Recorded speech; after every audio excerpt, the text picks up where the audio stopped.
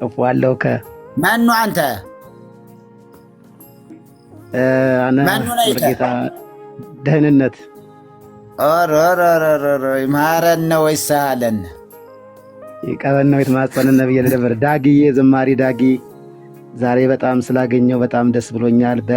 በጣም በመከራዬ ጊዜ የሱ ዝማሬ መጽናኛችን ነበር። ዳጊ እግዚአብሔር ዘመንን ይባርክ። እዚህ ያላችሁ ቅዱሳን ሁሉ ውሸት በአደባባይ ካባውን ገልብጠው ነው አቡነ ገብርኤል ዛሬ የገረፉት። በጣም ደስ ብሎኛል። እንግዲህ እኛ ድሮ መርጌታም ያውቃሉ በዚህ እውነት ስንሰደድ አንዳንዶች ያለ ስማችን ስም እየሰጡ ሙዳየ ምጽዋት ገልብጠው ነው ሰርቀው ነው የወጡ ሴት ወጡ። መርጌቶች አይደሉም፣ ዲያቆናቶች አይደሉም፣ ቀሳውስት አይደሉም። የዓለም ቤዛ ማለት ምን ማለት ነው? እሱ ላይ እኮ ተስማማን። የዓለም ቤዛ ማለት በአጭሩ ዓለምን ያዳነ ምትክ ሆኖ ማለት ነው። ስለዚህ የጌታ እናት ማርያም ዓለምን ምትክ ሆና አድናለች ምትል ከሆነ ኢየሱስ አላዳንም ማለት ነው። ወይ ኢየሱስ አድኗል ምትል ከሆነ ደግሞ ማርያም አላዳነችም ምትክ ሆነ ማለት ነው። ስለዚህ አንዱ መምረጥ ግድ ይላል። በጣም ሊቅ ናቸው። እንግዲህ የብሉይና የሐዲስ ኪዳን መምህር ናቸው፣ የተማሩ ናቸው። ስለዚህ ሲኖዶሱ ምንም ጤፍ የምታክል ነገር አያነሳም ስለሳቸው። ለምን ያውቃቸዋል። እንግዲህ ይሄ ቤዛዊተ ኩሉ ዓለም ማርያም የሚለው ጥያቄው ሲመጣባቸው አይታቸዋል። ወዴት እንደ ቁጥር እያጠጋጉ ወደ ገርላትና ወደ ድርሳናት እንደሚወስዱት መጽሐፍ ቅዱሳዊ ጥቅስ ስለሌላቸው ክርስቶስ ለኃጢአተኞች መድኃኒት እንደሆነ ማርያም መድኃኒት ናት። ክርስቶስ ለኃጢአተኞች ሰዎች እንደሞተ ማርያም ሞታለች። ክርስቶስ የሞትን ማሰሪያ እንደፈታና ሰዎችን ከሲኦል እንዳወጣ ሁሉ ማርያምም አብራ የሲኦልን ማሰሪያ የሞትን ማሰሪያ ፈታ ነፍሳትን ሁሉ ከሲኦል አውጥታለች።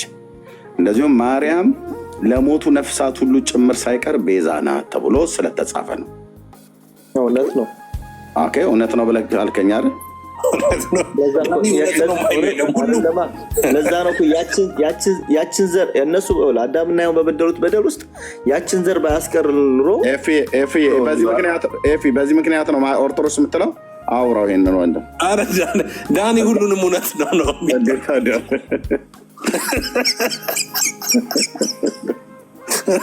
አሁን እኮ ነገ ደግሞ እሷን መውደድ የክፋት ሁሉ ስር ነው ሊሉ ነው ማለት ነው። ምክንያቱም ከገንዘብ መቼም አታንስም ሊሉ ነው። ገባ? መቼም ከገንዘብ አታንስም።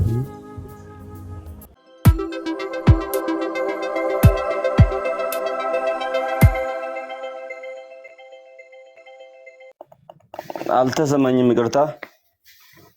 እሺ ማርያም የዓለም ቤዛ የምታምነው ቤካዬ ከጀርባው ቲቪ ያለ ራቅ ይበል ንገረው፣ በጣም ይጮሃል።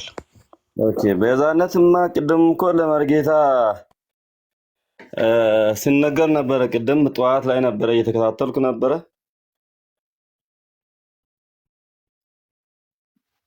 እየሰማችሁኝ ነው? እየሰማን ነበር አዘርዬ። እሺ መልስ ያውሪ እስቲ ዳጊ ያለ ለቤዛነት እየሰማኝ አይደለም መሰለኝ። ለቤዛነት ለሀብትም እኮ ይሰጣል። ለድንግል ማርያም ብቻ ሳይሆን ለሀብትም ይሰጣል እኮ። ለብዙ ነገር ቤዛ ማለት ክርስቶስ ለተሰቀለው ለዛ ብቻ ከሆነ ቤዛነት ለክርስቶስ ብቻ ነው። ግን ቤዛ የሚባለው ቃል ለብዙ ነገር ይሰጣል። ቅድም ግስ ምናምን ሲባል ነበረ ለመርጌታ እያወሩ እየነገሩ ማለት ነው። ግን ቤዛ የሚለውን ቃል ማርያም ቤዛ ናት። ቤዛ የምትባለው ቦታ አለ። ክርስቶስን በመውለዷ ብቻ ቤዛ ናት። በመውለዷ ብቻ ማስረጃ አያስፈልግም። በመውለዷ ብቻ ክርስቶስን በመውለዷ ብቻ በመውለዷ ብቻ ቤዛ ናት የሚል ጥቅስ ስጠን።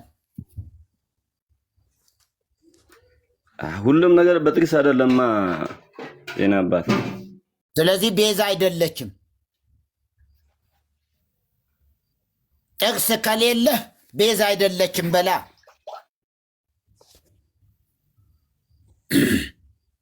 እግዚኦ ይህ ዳግማይ ትንሣኤ እዚህ እንትን እየጠጡ እየመጡ እኮ አስቸገሩ እናንተ። ገርም ነው። ዛሬ አልዓዛር ነው የሚባለው። ትናንት ማዕዶት ነበር የሚባለው። ዛሬ አልዓዛር ይባላል፣ ነገ ደግሞ ቅዱሳን አንስት ይባላል፣ ከነገ ወዲያ ሐሙስ አዳም ይባላል፣ ከነገ ወዲያ ሐሙስ አዳም። እንደዚህ ነው የሳምንቱ ስም አለውና ከዛ እሁድ ዳግማይ ትንሣኤ እስከሚለው ድረስ እያንዳንዱ ቀን አለው። መጠጡም ምናምን ነገር ሁሉ አለው። የዳግማይ ትንሣኤ የሐሙስ አዳም በጣም ሞቅ ያለ ድግስ፣ በጣም ትልልቅ ባለሀብቶች የሚጠሩበት ነው፣ እንትን የሚሉበት ነው። ሐሙስ አዳም መድቤሃለሁ ይላሉ የንስሐ አባቶች። ለሐሙስ አዳም ነው ያንተ ለሐሙስ አዳም ይላሉ። እና እንግዲህ ምን ገቡ ሰዎች ይሄ ምላሽ ከዚህ በኋላ አይደገምም። ርዕሳችን አይደለም፣ ምንም የሚጠቅም ሀሳብ አይደለም። ግን ያው እንድታቁት ከዚህ በኋላ ገብቶ የሚጠይቅ ሰው ብሎክ እያደረግን እናስወጠዋለን። አታድክሙን። ይህን ሳታውቁ ኦርቶዶክስንን አትበሉ። ኦርቶዶክስ መጀመሪያ ከሆናችሁ እናንተ ነበራችሁ ለዚህ መልስ መስጠት ያለባችሁ። አንድ ወንጌል አማኝ አይደለም ለዚህ መልስ ሊሰጣችሁ የሚገባው። ያሳፍራል። ይህን ስትጠይቁ እናንተ ያሳፍራል። መሪ ጌትነት ክህነት አይደለም፣ የሆነ በሹመት በንትን የሚሰጥ አይደለም፣ የሚነሳም አይደለም። እምነቱን ለቀ ስትወጣ አይ ከለቀክማ አምጣው መሪ ጌትነቱን ተብሎ የሚገፈፍ አይደለም። በትምህርት የሚገኝ ነው። ለምሳሌ በዚህ ወንጌል አማኝ ብትሆን፣ በእርግጥ ቴዎሎጂ እኛ ጋር ብቻ አለ እያልኩ አይደለም።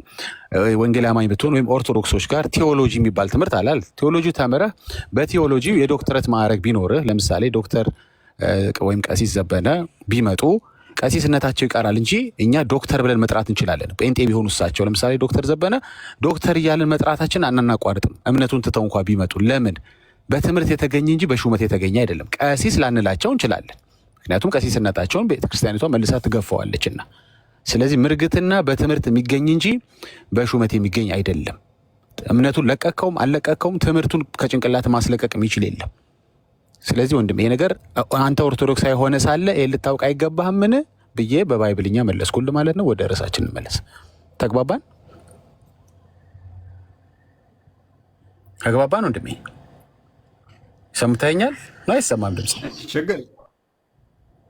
ችግር የለውም ግን እንዳለ ወደ ርዕሳችን መለስ። በዚህ አለመስማማት ትችላለህ። በሰጠው መልስ ችግር የለውም። ከፈለግ ሄደህ ቤተክርስቲያን አይ ችግር የለውም ነው የምልህ። አይ ሪስፔክት አለመስማማትህንም ሪስፔክት አደርገዋለሁ። ግን ሄደህ ቤተ እምነትህን ሄደህ ጠይቃቸው። እንዲህ የሚባል ነገር አለ እንዲህ ደግሞ ሰው ከለቀቀ በኋላ ብለህ ጠይቅ። እሺ ለአንተ የመለስኩልህ አውቄ ነው። ከዚህ በኋላ ለሌሎች ስለማልመልስ ነው።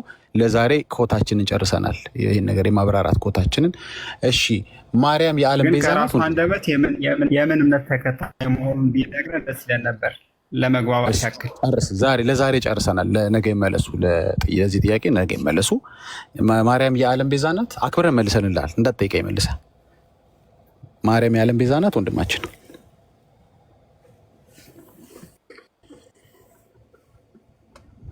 ሰምተኛል? ከኔ ጋር ነህ? ከአንተ ጋር ነኝ። ማርያም የዓለም ቤዛ ናት።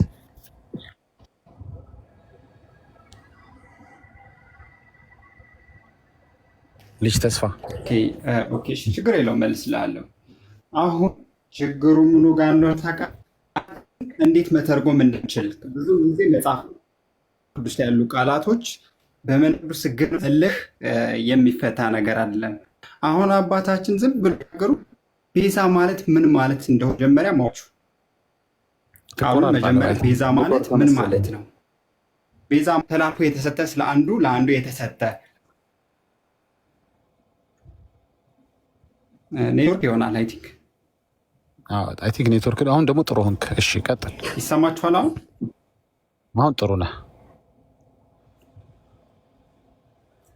አሁን ጥሩ ነው። አሁን ቤዛ ማለት ትርጉሙ ምን ማለት እንደሆነ መጀመሪያ ማወቅ አለባችሁ።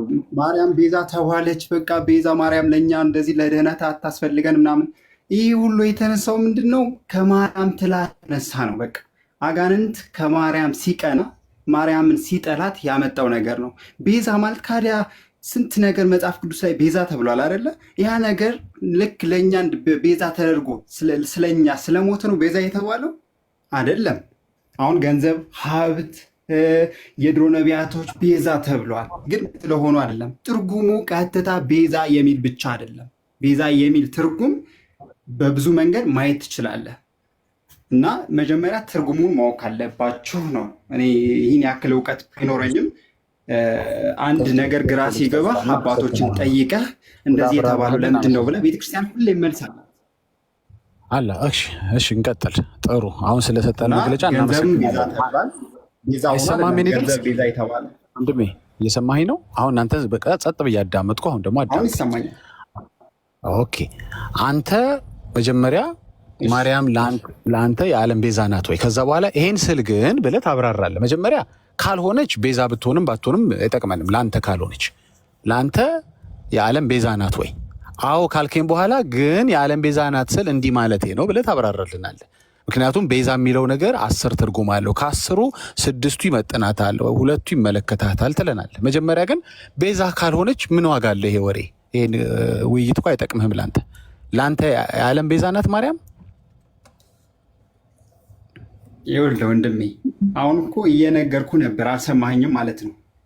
የእኛ ቤዛ ማለት ልክ የኢየሱስ ክርስቶስን ቤዛነት የሚሻማ አይደለም። እሱን በኋላ አሁን ትነግረኛለህ። ለምሳሌ መጀመሪያ ክርስቶስ በምንም እኛን የዓለም የቤዛ ብርሃን ናችሁ ትርጉም ብሏል። ልጅ እየሰማኸኝ አይደለም? እንዲገባ እኮ በፈለግከው ጥቅስ ትርጉም ምሳሌው ልንገርህ ብዬ ነው። የኔ ጌታ ስማኝ፣ በፈለግከው ትርጉም አንተ የዓለም ቤዛ ናት ወይ ለአንተ ማርያም? ይሄ እኮ ከባድ ጥያቄ አይደለም። እኔ ለመግቢያ ነው የጠየቅኩህ እንጂ እኮ ምንም ከባድ ጥያቄ አይደለም። በኋላ ቤዛ ስል አዎ ግን ብለህ ይሄ ታብራራልኛል። መልስ። አዎ አዎ አልከኝ። መልካም። የዓለም ቤዛ ስትል አዎ ቤዛ ማርያም ከሚለው ወይኔ ጌታ ለኦርቶዶክስ ኢየሱስ ተዋሕዶ ሰማሁ። በሙሉ ቤዛ ናት። እሺ ሰማሁ፣ አመሰግናለሁ። አንተ የዓለም ቤዛ ነች ስትል አሁን ነች ብለሃል ስትል ከ10ሩ ትርጉም ውስጥ ቤዛ ከሚለው 10 ትርጉም ውስጥ ጫማ፣ ምትክ፣ ብዙ ነገር ነው የምትሉት አይደል? ካለው ውስጥ ይሄ ነው የቤዛ ትርጉም ከምትለው ውስጥ የቱ ነው ለሷ ይገባታል የምትለው? ጫማ የሚለው ነው? ምትክ የሚለው ነው? ወይስ የነፍስ ቤዛ የሚለው ነው? የነፍስ መቤዠት የሚለው ነው? በየትኛው ነው አንተ የዓለም ቤዛ ያልካት? ንገረን። ከ10ሩ ትርጉም ውስጥ ወይ ከ20ው ትርጉም ውስጥ ይሄ ይመለከታታል በለን እስኪ። ምን እያልከ ነው የዓለም ቤዛ ስትላት አንተ? ኖርማሊ ስለ ትርጉሙ ስለምኑ አይደለም እየነገርኩ ያለሁት ወንድሜ። ማርያም ቤዛ ናት፣ ቅድስት ድንግል ማርያም ቤዛ ናት ያልኩበት ምክንያት አንድ ራሱ ቤዛችን መድኃኒታችን ኢየሱስ ክርስቶስ ስለወለደችልን እየሰማኝ ነው። ሁለተኛ ደግሞ ስንት ነገር ቤዛ ተብሎ እያለ ስለዛ ነገር ሳትከራከሩ መታችሁ ማርያም ቤዛ አይደለችም ብሎ መከራከር፣ እኛ ማርያምን ከምንም ከማንም ከኢየሱስ ክርስቶስ በታች ከእግዚአብሔር በታች ከምንም ከማንም በላይ የምንወዳት የምናከብራት ቅድስት ድንግል ማርያም ናት። እና ገንዘብ ቤዛ ተብሏል። ለምን ስለዛ አልተከራከራችሁም? የቅድስት ድንግል ማርያም ሲሆን ነው ዘላችሁ ናታችሁ አናት ላይ ቁጭ የምትሉት? እሺ ሁለቱን እንያዝና የቀረ ለምን ቤዛ ተባለ ተብሎ ማን የተከራከረ ሰው አለ? እሺ ጥሩ፣ ሁለቱን እንያዝና የቀረ ደግሞ አለ አላስጨረስከኝም ትለኛለህ። ሁለቱን እንያዝ እንዳይበዛብን። አንደኛው ያው ስለወለደች ነው እናቱ ስለሆነች ቤዛ ትባላለች። ሁለተኛው ደግሞ ምን ነው ገንዘብ ላይ ሲሆን ዝም ብላችሁ ማርያም ላይ ሲሆን ቤዛነቷ አልከው ላይ እንመጣለን። እስኪ የመጀመሪያው ላይ እናቱ ስለሆነች ቤዛ ነች የሚል መጽሐፍ ቅዱሳዊ ማስረጃ ስጠን። እኔ እኮ እየጠየኩ ያለሁት ይህን ያክል መጽሐፍ ቅዱስ ላይ ይህን ያክል እውቀት የለኝም። እኔ በአባቶች ስር ቁጭ ብዬ እማራለሁ። ግን ማርያም ላይ ሲሆን ለምን ዘለላችሁ ነው? ለምን ገንዘብ ቤዛ አይደለም ብላችሁ ለምን አልተከራከራችሁም ነው የኔ ጥያቄ ያለው። ቤዛ አንደኛው ማለት ቀርና ወደ ሁለተኛው እንሂድ ማለት ነው። ክርስቶስ ብቻ ነው። ልጅ እያሱ በደንብ አዳም እየጠየኩ ነው። አንዴ ከስሜቱ ውጣና አንዴ ስሜቱን ተወውና ቀስ እያልኩ እየጠበኩህ እየሰማሁህ እያዳመጥከኝ ቢሆን ቆንጆ። ስሜት ውስጥ አልገባሁም፣ ግን ጥያቄን መልስልኝ። መጀመሪያ ጥያቄን መልስልኝ። እኔ ተጠያቂ ሆንኩ ማለት ነው። ገንዘብ ቤዛ ነው ሲባል ለምን ዝም አልክሽ? እኔ ተጠያቂ ሆንኩኝ። ጠያቂ ነበርኩ እኔ። አንተን አሁን ጠያቂው በተራ ያልገባኝን ነገር እኮ ነው የጠየቁ እኮ። መጀመሪያ የጠየቅኩ መልስልኛ። መልስ ሰጥተኛል። ምን ስትል ነው አልኩ። አንደኛ ለምሳሌ በመውለዷ እኮ ጌታችን ኢየሱስ ክርስቶስን ስለወለደችልን ቤዛ ነን አልናት። እሺ አመሰግናለሁ። መረጃ ትሰጠኛለህ? መጀመሪያ ለአንደኛው መረጃ ስጠኝና ወደ ሁለተኛው ለምን አስረዳኝ። መጀመሪያ ለምን ገንዘብ ቤዛ ነው ሲባል ለምን ዝም አላችሁ? ይህን ንገረኝ። እሺ አንደኛው እንዝለለው በለኛ። አንደኛውን በመውለዷ የሚለው እንዝለለውና ገንዘብ ይቅደምልኝ በለኝ። እንደፈለግ አንተ መጀመሪያ መልስልኝ። ብዙ ሰው ውስጥ እኮ ነው ያለ ነው። 390 ምናምን ሰው እያዳመጠ ነው። ገንዘብ ቤዛ ነው ሲባል ለምን ዝም አላችሁ? ትርጉሙ ምንድን ነው? አስረዳኝ። እሺ የመጀመሪያውን ዘለነዋል ማለት ነው። ሌላ ጊዜ ይኸውልህ መጀመሪያ እንዲመለስልህ የማትፈልገው መጀመሪያ አታርገው። አንተ ነህ መጀመሪያ አድርገው። ኦኬ ጥሩ ችግር የለም ውይይት እናድርገው። ገንዘብ ቤዛ ነው ትክክል ይላል መጽሐፍ ቅዱስ ላይ። በእርግጥ አንተ በምትለው ትርጉም አይደለም ቀጥታ የሚናገረው። እሺ በጣም ጥሩ። ስለዚህ ገንዘብ ቤዛ ከተባለ ማርያምም ትባል እያልከኝ ነው። ገንዘብ ናት ማርያም በልቶ ነው። አሁን ካዲያ ማርያም ላይ ዘላችሁ ቁጭ ያላችሁት። ኦኬ እኔ ገንዘብ ቤዛ ነው የምለው ገንዘብ የነፍስ ቤዛ ስላልሆነ ነው። ማርያምን ቤዛ ነች ማለላት የነፍስ ቤዛ ናት ስለምትሉ ነው። አይደለም ካልከኝ ንገረኝ። ማርያም የነፍስ ቤዛ ነች አይደለችም? እሺ ገንዘብ የነፍስ ቤዛ ነው የሚለውን መጽሐፍ ቅዱስ ላይ አትቀስጠኝ እስኪ። አይልማ ስለማይል ተቀበልኩት። የነፍስ ቤዛ ነው አይልም ገንዘብ ስለማይል ተቀበልኩት። እና ማርያም እንደዛ አልክ ታዲያ? ለምን አልክ ማርያም እንደዛ አይልም? አትቀበልም አንተ እንደዛ አታምንም? የነፍስ ቤዛ ገንዘብን ማይል ከሆነ ማርያም ላይ ለምን እንደዚህ አልክ? ማን የገባው ዲያቆን ነው? ሚውት አድርግ። አየህ ችግሩ ስማ አዳምጠኝ። እሺ አዳምጣለሁ። ይኸውልህ ወንድሜ ሁሉ ነገር በማስረጃ ካል እኔ ወይ እሺ አንዴ ስማኝ። አሁን ገንዘብ የነፍስ ቤዛ ነው የሚላል መጽሐፍ ቅዱስ ላይ አይልም አይደል? ካላለ እቀበለዋለሁ። ምክንያቱም የነፍስ ቤዛ ኢየሱስ ነው ያልከኝ። እሺ ማርያምስ የነፍስ ቤዛ ናት የሚላል መጽሐፍ ቅዱስ ላይ የለም። የነፍስ ቤዛ ነችም አይደለችም የሚል ነገር የለም። የነፍስ ቤዛ ናትም አይደለችም የሚል የለም። ስለዚህ ካልተጻፈ እኔ እናንተ ማውራትስ አለብን፣ መነጋገር አለብን እኮ። አሁን እኮ ችግሩ ማርያምን ከገንዘብ እንኳን ትበልታለች። የምን ገንዘብ? ከሰው ሁሉ ትበልታለች ከእግዚአብሔር በታች ማርያም። ምክንያቱም ጌታችን መድኃኒታችን ኢየሱስ ክርስቶስን የዓለም ብርሃንን እሳተ መለኮትን በማኅፀኗ ተሸክማ የወለደች ናት እናታችን ቅድስት ድንግል ማርያም። እና እሷን ቤዛ ናት ማለታችን ግዴታ መጽሐፍ ቅዱስ ላይ ማርያም ቤዛ ናት የሚለውን አምታ ካልከኝ ገንዘብ ቤዛ ነው የሚለውንስ ቤዛ ማለት ምን ማለት ነው ብለህ መመርመር አልነበረብህ? እሺ ወንድሜ ስለ ማርያም የተጻፈ ነገር ታሳየኛለህ? ስለ ገንዘብ የተጻፈ እኮ አግኝተን ተማመንን እኮ። ስለ ገንዘብ ተማመንን ተጽፎ ስላገኘን። ስለ ማርያም የተጻፈ አለ ወይ እኮ? እኔ እኮ ያልኩ ያለሁት ለገንዘብ የተጻፈ ነገር ለማርያም ባይጻፍም ማርያም ከገንዘብ በላይ ስለሆነች ቤዛ ናት ብንል ምንም ትርጉም ችግር የለውም ብዬ ነው የምወስደው። ለገንዘብ የተባለውን ነገር ለእናታችን ለቅድስት ድንግል ማርያም ሲያንስባት ነው እንጂ ምንድን ነው የሚበዛባት? በእርግጥ እኔ መጽሐፍ ቅዱስን ገልብቼ በደንብ ባይኖረው ምንም ችግር አልነበረውም። ግን በገንዘብ እንሂድ በቃ። እሺ አይ ልትረዳኝ ስላልሻት በገንዘብ እንሂድ። እንደዚህ የሚል ጥቅስ አለ መጽሐፍ ቅዱስ ላይ ገንዘብ የክፋት ሁሉ ስር ነው የሚል ነገር አንብበህ ታውቃለህ? እኔ ገንዘብ ምንድን ነው ገንዘብ ቤዛ ነው የሚለውን ነው እንጂ እሱን አላየውም። አይ እኔ እየነገርኩ ያለሁት ነገር አንዳንዴ ግራ የሚገባህን ነገር ከኔ ጋር ሳይሆን ትንሽ የሆነ አባታችን የበግ ለምድ ለብሰው ምናምን የሚል ታሪክ ትዝ አለኝ እና እዚህ ቁጭ ብሎ የሆነ የሚያወሩት ነገር ምን የሚሉ ነገር ግራ ስለገባኝ ትንሽ የማካትን ነገር ሼር ላደርግ ብዬ ነው እንጂ አሁን ብዙ ወንድሞች በመንፈስ ቅዱስ ታግዘው የሚያስተምሩ በዚህ በፕላትፎርም ሆነ በዩቲዩብ ሆነ ምን በደንብ እንትን የሚሉ ወንድሞች አሉ። እነሱ ጋር ገብታችሁ ወይ ደግሞ ያልገባህን ነገር እነሱን ገብተህ ብትጠይቅ ሁሌም ኦርቶዶክስ ተዋህዶ መልስ አላት። እኔ ምንም አላክ ትንሽ ልጅ ምንም ነገር አላክ። ሚዩት አድርግና ሰማኝ።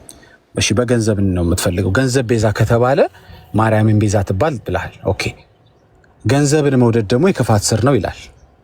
ስለዚህ ማርያም የክፋት ስር ናት እንበል? ያው ገንዘብ ከተባለ መቼም ከገንዘብ አታንስም እሱ አይደል እንዴ?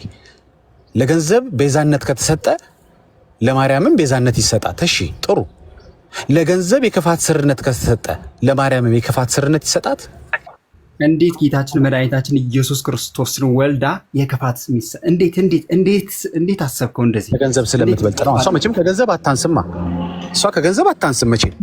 ገንዘብ ጋር የምትወዳደር አይደለችም እሷ። እንኳን ገንዘብ የድሮ ነቢያት አባቶችም ከእነሱም በላይ ናት እሷ። ምክንያቱም እሳተ መለኮቱን በማህፀኗ ተሸክማለች። ሲጀመር እኮ አሁን የሚገርም ነገር ነው ታውቃለህ? የእናታችን የቅድስት ድንግል ማርያም ቤዛነት ወይም ደግሞ አማላጅነት አይደለም። እናታችን ቅድስት ድንግል ማርያም እሳቱን ነው በማህፀኗ የተሸከመችው።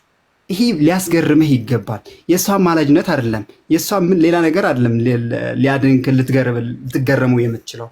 ግን እሳተ መለኮቱን እንዴት አድርጋ በማህፀኗ ተሸከመች የሚለው ነገር ስታስበው ራሱ ዝም ብሎ አይገርምህም? ቆይ ምንድን ነው የተሰወር ነው? እሺ እያዳመጥከኝ ነው? አንድ ጊዜ ሚዩት አድርግና አዳምጠኝ ወንድሜ። ከርዕሳችን በጣም እየወጣን ስለ ማርያም ዲቴል ውስጥ ገብተሃል። አሁንም ልንገር፣ ገንዘብ ቤዛ ከሆነ ማርያምም ቤዛነት አያንሳት፣ ምክንያቱም ከገንዘብ ስለማታንስ ብልሃል። ኦኬ ገንዘብን መውደድ ደግሞ የክፋት ስር ነው።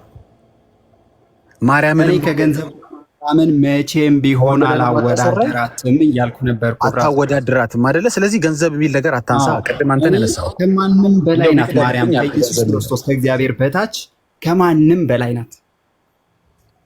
ስለዚህ ከገንዘብ ጋር ለምን አወዳደርክ? ለምን ቅድም ገንዘብ ብለን መጣህ? ለምን ገንዘብ ቤዛ ከሆነ እሷ ቤዛ መሆን ያንሳታል ብለህ ገንዘብ የሚለውን ሀሳብ ለምን አነሳው? ገንዘብን እንደዚህ ብለን እናታችን ቅድስት ድንግል ማርያምን ቤዛ ናት ብንል ምንድን ነው የሚጎለው? ገንዘብ እንኳን ይሄ ማይረባ ገንዘብ እንኳን ቤዛ ነው ተብሏል። እናታችን ቅድስት ድንግል ማርያም ከእግዚአብሔር በታች ቤዛ ነው። ቤዛ ማለት ባይዘወይ ልክ እንደ የእግዚአብሔርን ቦታ መሻማት አይደለም። ይህ እኮ ነው ትርጉሙን አለማወቅ ነው። አሁን ይሄን ያክል ችግር ከገንዘብ ጋር አላወዳድራትም ማለት አሁን ደግሞ ገንዘብ ቤዛ ከተባለ ማርያም ብትባል ምን ችግር አለው ካልከኝ እሺ እኮ አልኩ። ገንዘብን መውደድ የክፋት ስር ነው ከተባለ ማርያምን መውደድ የክፋት ስር ነው ብልስ ምን ችግር አለው? አወዳድሬ እኮ አይደለም ያልገባ ነገር አለው። ገንዘብ ጋር ማወዳደሬ ሳይሆን አወዳደርካት እኮ እሷ ከገንዘብ ትበልጥ የለው። ገንዘብ ቤዛ ከተባለ ቤዛ ነው የሚለውን እኮ ገንዘብ ቤዛ ከተባለ ቤዛ ነው የሚለውን ገንዘብ ከተሰጠው ለማርያም ወንድሜ አዳምጠኝ። አታወዳድራታ ወይ ወስደ ከመሬት ጋር ከዚህ ከጫማ ምናምን ካሰጣችሁ ትርጉም ጋር አታወዳድራት። አወዳድራታለሁ ካልከኝ እሺ ጥሩ። ገንዘብ ቤዛ ከተባለ እሷ ምን ያንሳታል ካልክ ገንዘብ የተባለውን ሌላ ነገር ደግሞ ልንገርህ። በገንዘብ ዙሪያ ከተጠቀሱ ጥቅሶች አንዱን ልጥቀስልህ። ገንዘብን መውደድ የክፋት ስር ነው ይላል። አንድ ሰው መጥቶ መቼም እሷ ከገንዘብ ከፍ ትላለች፣ ስለዚህ ማርያምን መውደድ የክፋት ስር ነው ቢል ያስኬዳል? አየህ፣ መነሻ ገንዘብ ሲሆን ችግር ነው። መነሻ ጥቅስ አልባ ሲሆን ችግር ነው። ስለ ገንዘብ ተጻፈልህ፣ ስለ ማርያም ተጽፎልሃል? አልተጻፈልህም። ታች ወስደህ የፈጠፈጥካት እኮ አንተ ነህ። ወስደህ ከገንዘብ ጋር ያለ ምሳሌ ትክክል አይደለማ። ለምን ከገንዘብ ጋር ታወዳድራታለህ? እሷ ከገንዘብ በላይ ነች ካልክ አንዴ ላስረዳኝ ነው እንዴ? አንዴ ቦታ ትሰጠኛለህ? እኔ እናታችን ቅድስት ድንግል ማርያምን ገንዘብ ጋር እያወዳደርኩ ሳይሆን ቤዛ ነው የሚል ትርጉም ስለምንድን ነው? ግዴታ ለኢየሱስ ክርስቶስ ብቻ የተሰጠ ከሆነ ለምን ሌላ ነገር ቤዛ ነው ተባለ? እንኳን ቅድስት ድንግል ማርያም ማይረባ ገንዘብ እንኳን ቤዛ ነው ተብሏል። ስለዚህ ቤዛ ነው ማለት ምን ማለት ነው? ትርጉሙ የሚለውን ለማስረዳት ነው እንጂ ቅድስት ድንግል ማርያምን ከገንዘብ ጋር ለማወዳደር አይደለም። ቤዛ ነው ማለት ትርጉሙ ምንድን ነው? አንተ የዓለም ቤዛ ነች ስትላት ምን ማለት ነው? እስኪ ንገረን። እሺ አሁን ወደ ሌላ ዲስከሽን እንለፍ፣ ሰው እንዳናሰለች። የዓለም ቤዛ ነች ስትላት ምን ማለት ነው? እሱማ ኢየሱስ ክርስቶስ ቤዛ ነው ብላችሁ ስለምታምኑ እናንተም የትኛውን ኢየሱስ ክርስቶስ እንደሆነ ባናቅም ኢየሱስ ክርስቶስ ቤዛ ነው ብላችሁ ስለምታምኑ እናንተም ስለምታውቁት ምን መናገር ያስፈልጋል? ቤዛ ነው ማለት ግዴታ አንድ ትርጉም ለኢየሱስ ክርስቶስ። አሁን በእርግጥ ኢየሱስ ክርስቶስ ስለኛ ሙቷል፣ ተሰቅሏል፣ ተጨንክሯል፣ ተነስቷል። እኔን የሚቱ ያደረግኩህ ጥያቄውን ስላልሰማህ ማለት ነው። ጥያቄውን በደንብ ስማው። አንተ ማርያም የዓለም ቤዛ ናት ስትል ምን ማለትህ ነው? ታወራው ነበር። እሺ እኔ ጌታ አንዴ ስማ። ኦኬ አንዴ ልጅ ተስፋ አንዴ በደንብ አጣም ጥያቄን ስማኝ። እሺ እኔ የጠየቁ ለአንተ ማርያም አንድ ሰው የዓለም ቤዛ ናት ስትል ሰማ ምን ማለት ነው ብሎ ሲጠይቀ እናንተ ኢየሱሳችሁ ራሱ ሁለት ነው እናንተ እንደምትሏት አይደለም 10 ትርጉም አለው ምናምን ከምትል አንተ ምን ማለት ነው? አሁን ለሰው ንገር እስኪ። ለዓለም እየሰማ ነው የዓለም ቤዛ ናት ስል ማርያም እንትን ማለቴ ነው ብለህ ንገረን። ከኛ ጋር ምን አወዳደረህ? እኛ ምን በላት? አንተ ስትል ምን ማለት ነው? እድል ተሰጠኮ። አሁን እየሰማ ነው እኮ አይደለ? ኦርቶዶክሳዊም እየሰማ ነው፣ ወንጌል አማኝም እየሰማ ነው። ምን ማለት ነው የዓለም ቤዛ ናት ስትል? እስኪ እንዲህ ማለቴ ነው በል። ከ10ሩ የቤዛነት ትርጉም ውስጥ አንዱን አውጣና በላት። ወይ እንደ ገንዘብ ማለቴ ነው፣ ወይ እንደ ጫማ ማለቴ ነው በልና ንገረን። ቀጥል። አሁን አንተ ተራ ነው። ኦኬ፣ በእኔ አንደበት ይህን ያክል እንትን ስለማልል በጣም ይቅርታ። በጣም አጭር ቪዲዮ አለችኝ ላሰማህ። አንተ ኦርቶዶክሳዊው ማርያም የዓለም ቤዛ ናት ስትል ምን ማለት ነው?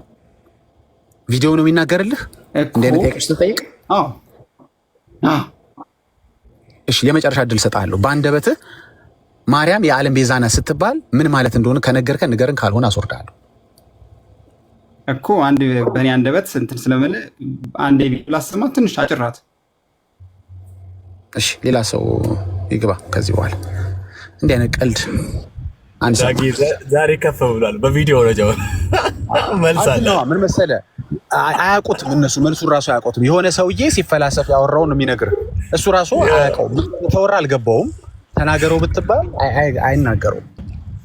ምን ማለታችሁ ነው? እስኪ ኦርቶዶክስ የዓለም ቤዛ ናት ስትሉ ምን ማለታችሁ ንገሩ። ትክክለኛ ጥያቄ። ገቡ እስቲ ገቡ ማለታችሁ ነው? ገንዘብ ማለታችሁ ነው? ሙሴ ማለታችሁ ነው? ምን ማለታችሁ ነው? እናውቀዋለን እኮ መልሱ ጠፍቶን አይደለም እኮ ከበእናንተ አንደበት እንዲባል ስለፈለግን ነው። ሲጨንቃችሁ ምን አላችሁ? እኛ ቤዛ ስንላት የሔዋን ምትክ እንጂ የተቤዠች ማለታችን አይደለም። እንደ ኢየሱስ ነፍሳትን የተቤዠች ማለት አይደለም። ለነፍሳት ቤዛ የሆነች ማለታችን አይደለም አላችሁ። ጥሩ፣ እንደሱ ከሆነ ጥሩ። አሁን ተግባር እንግዲህ ስሙ እንደዛ ነው። ስሙ ተግባር ላይ እንምጣ። ተግባር ላይ ግን እንደ ኢየሱስ ነፍሳትን አትቤዥም ወይ ነው ጥያቄው። ወሬውንማ ችላችሁበታል እኮ ርዕሱን ችላችሁበታል። ስያሜውን ኖ ቤዛ ስንል ይሄኛውን ነው አላችሁን። ጥሩ። ተግባር ላይ ግን አንድ ከሆኑ ምን ዋጋ አለው እኮ ነው። ትላንትና ይህን ምሳሌ ሰጥቻለሁ። አንድ መስሪያ ቤት ውስጥ አንድ የጽዳት ሰራተኛ ብትኖር እና ከላይ ደግሞ እዛ ቫይረስ የሚያጸዳ በደንብ ተመርቆ ምን ብሎ ኮምፒውተር ላይ የተቀመጠ ሰውዬ ቢኖር ሁለቱም ጽዳት ነው ስራቸው።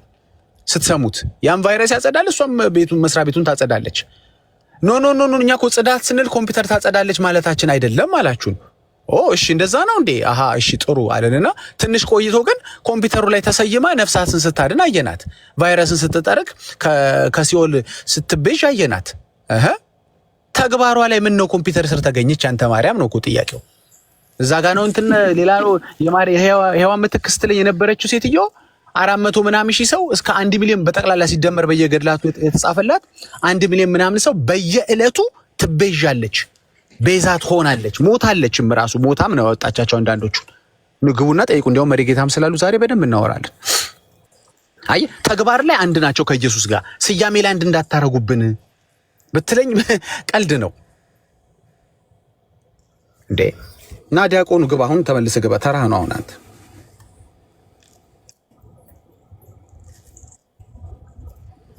እንግዲህ ቤዛ። አሁን እኮ ነገ ደግሞ እሷን መውደድ የክፋት ሁሉ ስር ነው ሊሉ ነው ማለት ነው። ምክንያቱም ከገንዘብ መቼም አታንስም ሊሉ ነው። ገባ? መቼም ከገንዘብ አታንስም። እሺ የት አለ ዲያቆኑ? አሁን መግባት ከፈለክ አንድ ቁጥር ጻፍ፣ ወይም ልከህ ከሆነ ላያስገባ። የት አለ ዳጊዬ? ወዬ በዚህ መሆን ለእኛ መልካም ነው። ዛሬ በቃ ደስ ብሎኛል። ሜርሲዬ በጣም እኮ መሪጌታ ቀደዱልን። በቃ እግዚአብሔር መሪጌታ በቃ ሁላችሁም ደስ የሚል ከፍታ ላይ ናችሁ። ደስ ይላል። ጌታ መርጌታ ቀጥል ፓስተር መርጌታ። አቤት ሞገር አለና የአማርኛ ዕጣነ ሞገር አለ። ተሸከመ መስቀል መስሎት የውሃ ቅል አይኑ ፈጠጠ እንደዛ ኮል አሉ መስቀል ብሎ የማይችል ሰው ገብቶ ምልጣን ማለት ነው። ምልጣን ምልጣን ነው። የሚገርም እና በልሚሉት እንዲህ ያለ መስቀል ፈጠጠ። ኦኬ ልጅ ተስፋ የምትናገር ከሆነ አስገብቻለሁ መልሼ። ያው ዲያቆነ ብስ ብሎ ጠፍቷል። እንደዛ ነው እንዴ ብሎ ጠፍቷል። በጣም መስሎት ነበር ቀለል ያለ ጉዳይ። እሺ መልስ ካለ ብቻ ቀጥል። የቪዲዮ መልስ አንፈልግም። አንተ እንድትመሰክር ነው፣ እምነትን ዲፌንድ እንድታረግ የምታውቀው እንድታወራ ነው አንፈልገው እንጂ ሰው እንዲያወራልህ አንፈልግም። ማርያም የዓለም ቤዛ ናት። ሲጀመር መቼ እኮ የጠየኩን ጥያቄ ስትመልስልኝ ነበርኩ። መጀመሪያ አንተ ማርያም ቤዛ አይደለችም ገንዘብ ቤዛ ነው ብለሃል። እና ገንዘብ ቤዛ የሆነበትን ምክንያት አንተ መጀመሪያ አስረዳኝ እስኪ። እሺ የወጣኸው ይሄን ጠይቀህ ነው። ጥሩ ነው። ይሄም ጥያቄ እንደገና ይደገምልኝ ካልክ ጠይቀዋል። ባይደው ቅድም ረስተኸው ነው፣ ተመልሶልሃል። አልመለስክልኝማ። እሺ ድጋሚ መልስልሃለሁ። አሁን ስማኝ። በደንብ ነው እያወያየው ያለሁት። በጣም በእድል እየሰጠሁ ነው፣ አልገባህም እንጂ። አሁን ስማኝ። መጀመሪያ የዚህ ቤትን ጥያቄ መልስ። አንተን የገባው እኛ ቤት እኮ አስገድደን ጎትተን ከቤት አላመጣንም። የዚህ ቤት ጥያቄ ከመለስክ በኋላ ምን ነው የኔን ፈራችሁት በለን። ጥሩ እኮ ነው። አሁን ማርያም የዓለም ቤዛ ናት ስትል ምን ማለት ነው? አሁንም እየሸወድከኝ ነው። ስለ ማርያም መልስልህ እኮ መጀመሪያ ስለ ገንዘብ ስትመልስልኝ ነው። አልገባኝም ወንድሜ። የሆነ ድርጅት ውስጥ የተገናኘን መሰለኝ። ከፍለህ መልስ ብትጠብቅ እንድንግባባ ገንዘብ ነው እንጂ ማርያም ቤዛ አይደለችም ብላል። ስለ ገንዘብ ቤዛነት እስኪ ያስረዳኝ መጀመሪያ። ለምን ይህን አትመልስልኝ መጀመሪያ? ከዛም በኋላ ስለ ማርያም ቤዛነት እነግርሃለሁ። አከፋፈት አትችልበትም። እንትን ይሄ ቲክቶክ ላይቭ ቤት ከፍቶ ማወያየት እንደሱ ለምን ከፍታ አታወያይም? ስላልቻልክበት ነው እኛ ቤት መተህ ቤቱን ልትመራ የፈለግከው? ወይ ንንገር እንዴት እንደሚከፈት ላይቭ ከፍተህ ቤት ጠይቅ። እንደዚህ አይነት ጥያቄዎች ካሉ ከፍተህ ቤት ጠይቅ። እንግድነት መተህ ግን ጥያቄዎች ካሉ መጀመሪያ የተጠየቀውን መልስ። እኛ በቤታችን በከፈትነው ርዕስ አስቀምጠን መለስንልህ። ይደገምልኝ ካልክ በእኛ ሰዓት ነው የምንመልስልህ። በአንተ ሰዓት አለ። አሁን የእኛን መልስ። እኛ ቤት የመጣው አንተ ነህ። ከዚህ በኋላ መመለስ ካልፈለግ ለሁለተኛ ጊዜ አወርዳለሁ። አትመለስም። ግን ከዚህ በኋላ አሁን ያን እድል ተሰጥቷል። መልስ። የእኔን ጥያቄ ምነው ፈራችኋት ብለህ ደግሞ እንደገና ጠይቅ እኮ አልኩህ እኮ።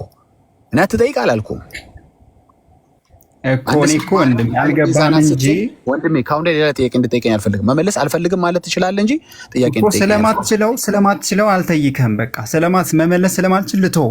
እሺ፣ እኔ እንዳንተ አይነት ከባድ ሰው አልችልም። እንዲህ አይነት ከባድ ጥያቄ አታርግብኝ፣ ቀለል አርግልኝ። አንተም የያዙት ኪሳቸው ላይ ያለው መጽሐፍ ነው። ኪሳቸው ላይ ያለው መጽሐፍ ነው። ኦርቶዶክሳዊ ነገር ምናልባት ማነው ስሙ ይሄ እየዞረ መጽሐፍ ቅዱስ የሚያድለው ልደተ ቃል ያገኛቸዋል። መጽሐፍ ቅዱስ አለ ሲል የለኝም፣ መጽሐፍ ቅዱስ አለሽ የለኝም፣ መጽሐፍ ቅዱስ አለዎት የለኝም ነው በቃ የለኝም። ህዝቡ እኮ ከእግዚአብሔር ቃል ጋር ተፋቷል። የለመዱት ታምረ ማርያም፣ ውዳሴ ማርያም። አንዷ ምን አለ? ትንሹ መጽሐፍ ቅዱስ አለኝ አለችው። ሰምታችኋል? ትንሹ መጽሐፍ ቅዱስ። ትንሹ ማለት ምን ማለት ነው? 66 ነው ሲላት ውዳሴ ማርያም አለች። ውዳሴ ማርያም ይሄ ነው መጽሐፍ ቅዱስና ውዳሴ ማርያምን፣ መጽሐፍ ቅዱስና ሰኔ ጎልጎታን፣ መጽሐፍ ቅዱስና አዋልድ መጽሐፍትን ለይቶ የማያውቅ ህዝብ 99% ከእግዚአብሔር ቃል ጋር የተፋታ ህዝብ 1%፣ ያውም እኔ ነኝ ራርቼ የሰጧቸው ለኦርቶዶክሳውያን 1%። አንድ ኦርቶዶክሳዊ ከመቶ አንድ ሰው መጽሐፍ ቅዱስ አለው ማለት እኮ ምድሪቱ በመጽሐፍ ቅዱስ ተጥለቅልቃለች ማለት ነው። ግን የለም፣ ወፍ የለም። እዚህ ይመጡና እንደዚህ እስከ አንብቡት። ይኸው ቅድም እኮ ይኸው እኔ እኮ ይዤዋለሁ። እንትን ምንድነው አንድምታው ምን ይላል መሰላችሁ? እንዲያው አንድም አለ በአምላክነቱ ተአዝዞ የለበትምና ለማጠየቅ፣ አንድም ውሃውን ጠጅ አድርጌ የማጠጣቸው በእኔ ፈቃድ ነው እንጂ በአንቺ ትእዛዝ ነውን አላት። ይበጽሐ ጊዜ፣ ነገር ግን ጊዜ አልደረሰም። ጊዜ ገብር ለእግዚአብሔር እንዲል ስራውን የሚሰራበት ጊዜ አለውና አለ። አንቺ አዘሽኝ ነው ወይ ውሃውን ወይን ጠጅ ማደርገው አላት። ይኸው ፍጥጥ ገጽ 513 ላይ ከዚሁ ከመጽሐፉ እና የላቸውም። ራሳቸው መጽሐፉን ይዘው ይምጡ ካላቸው ማለት ነው። ይማረን ወይ ሳለን መርጌታ እሱ ነገር በተለይ ይሄ ዮሐንስ 2 የቃና ዘገሊላ ያው ከርዕሳችን አንወጣም። ነገር ግን እሱ ሐሳብ በጣም ይብራራ እኮ ከተባለ ማርያም ሌሎች ልጆች መውለዷን በጣም የሚያሳይ የመጽሐፍ ቅዱስ ክፍል ነው ይብራራ ከተባለ እና እንደውም አያዋጣቸውም ባይጠቅሱት ቆንጆ ነው። በደንብ ሪፈረንስ ተደርጎ እንደውም ሌላ ነገር ውስጥ የሚከታቸው ክፍል ነው እና ቢረዱት ጥሩ ነበር። እሺ ዞዊ ይሰማል? ሻሎም ሰላም ለእናንተ ይሁን። እግዚአብሔር ይመስገን። ከየት ቤተ እምነት ነው? ሰዎች በሰጡን ስም ተሐድሶ ከሚለው ነው። እሺ እንኳን ደህና መጡ። እንኳን ቆያችሁ። ሁሉ ሰላም? እግዚአብሔር ይመስገን። ጌታ ክብር ለእግዚአብሔር። ሰላም ነው።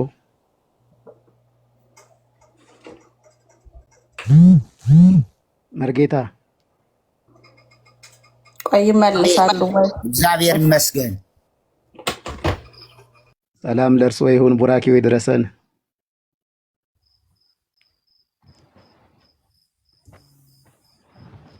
ይሰማል? ይሰማል። ማን ልበል? ማናቸው? የቱ ጋር ነው የሚያወራ? ከተሐድሶ ነው አሉ። ነው እንዴ?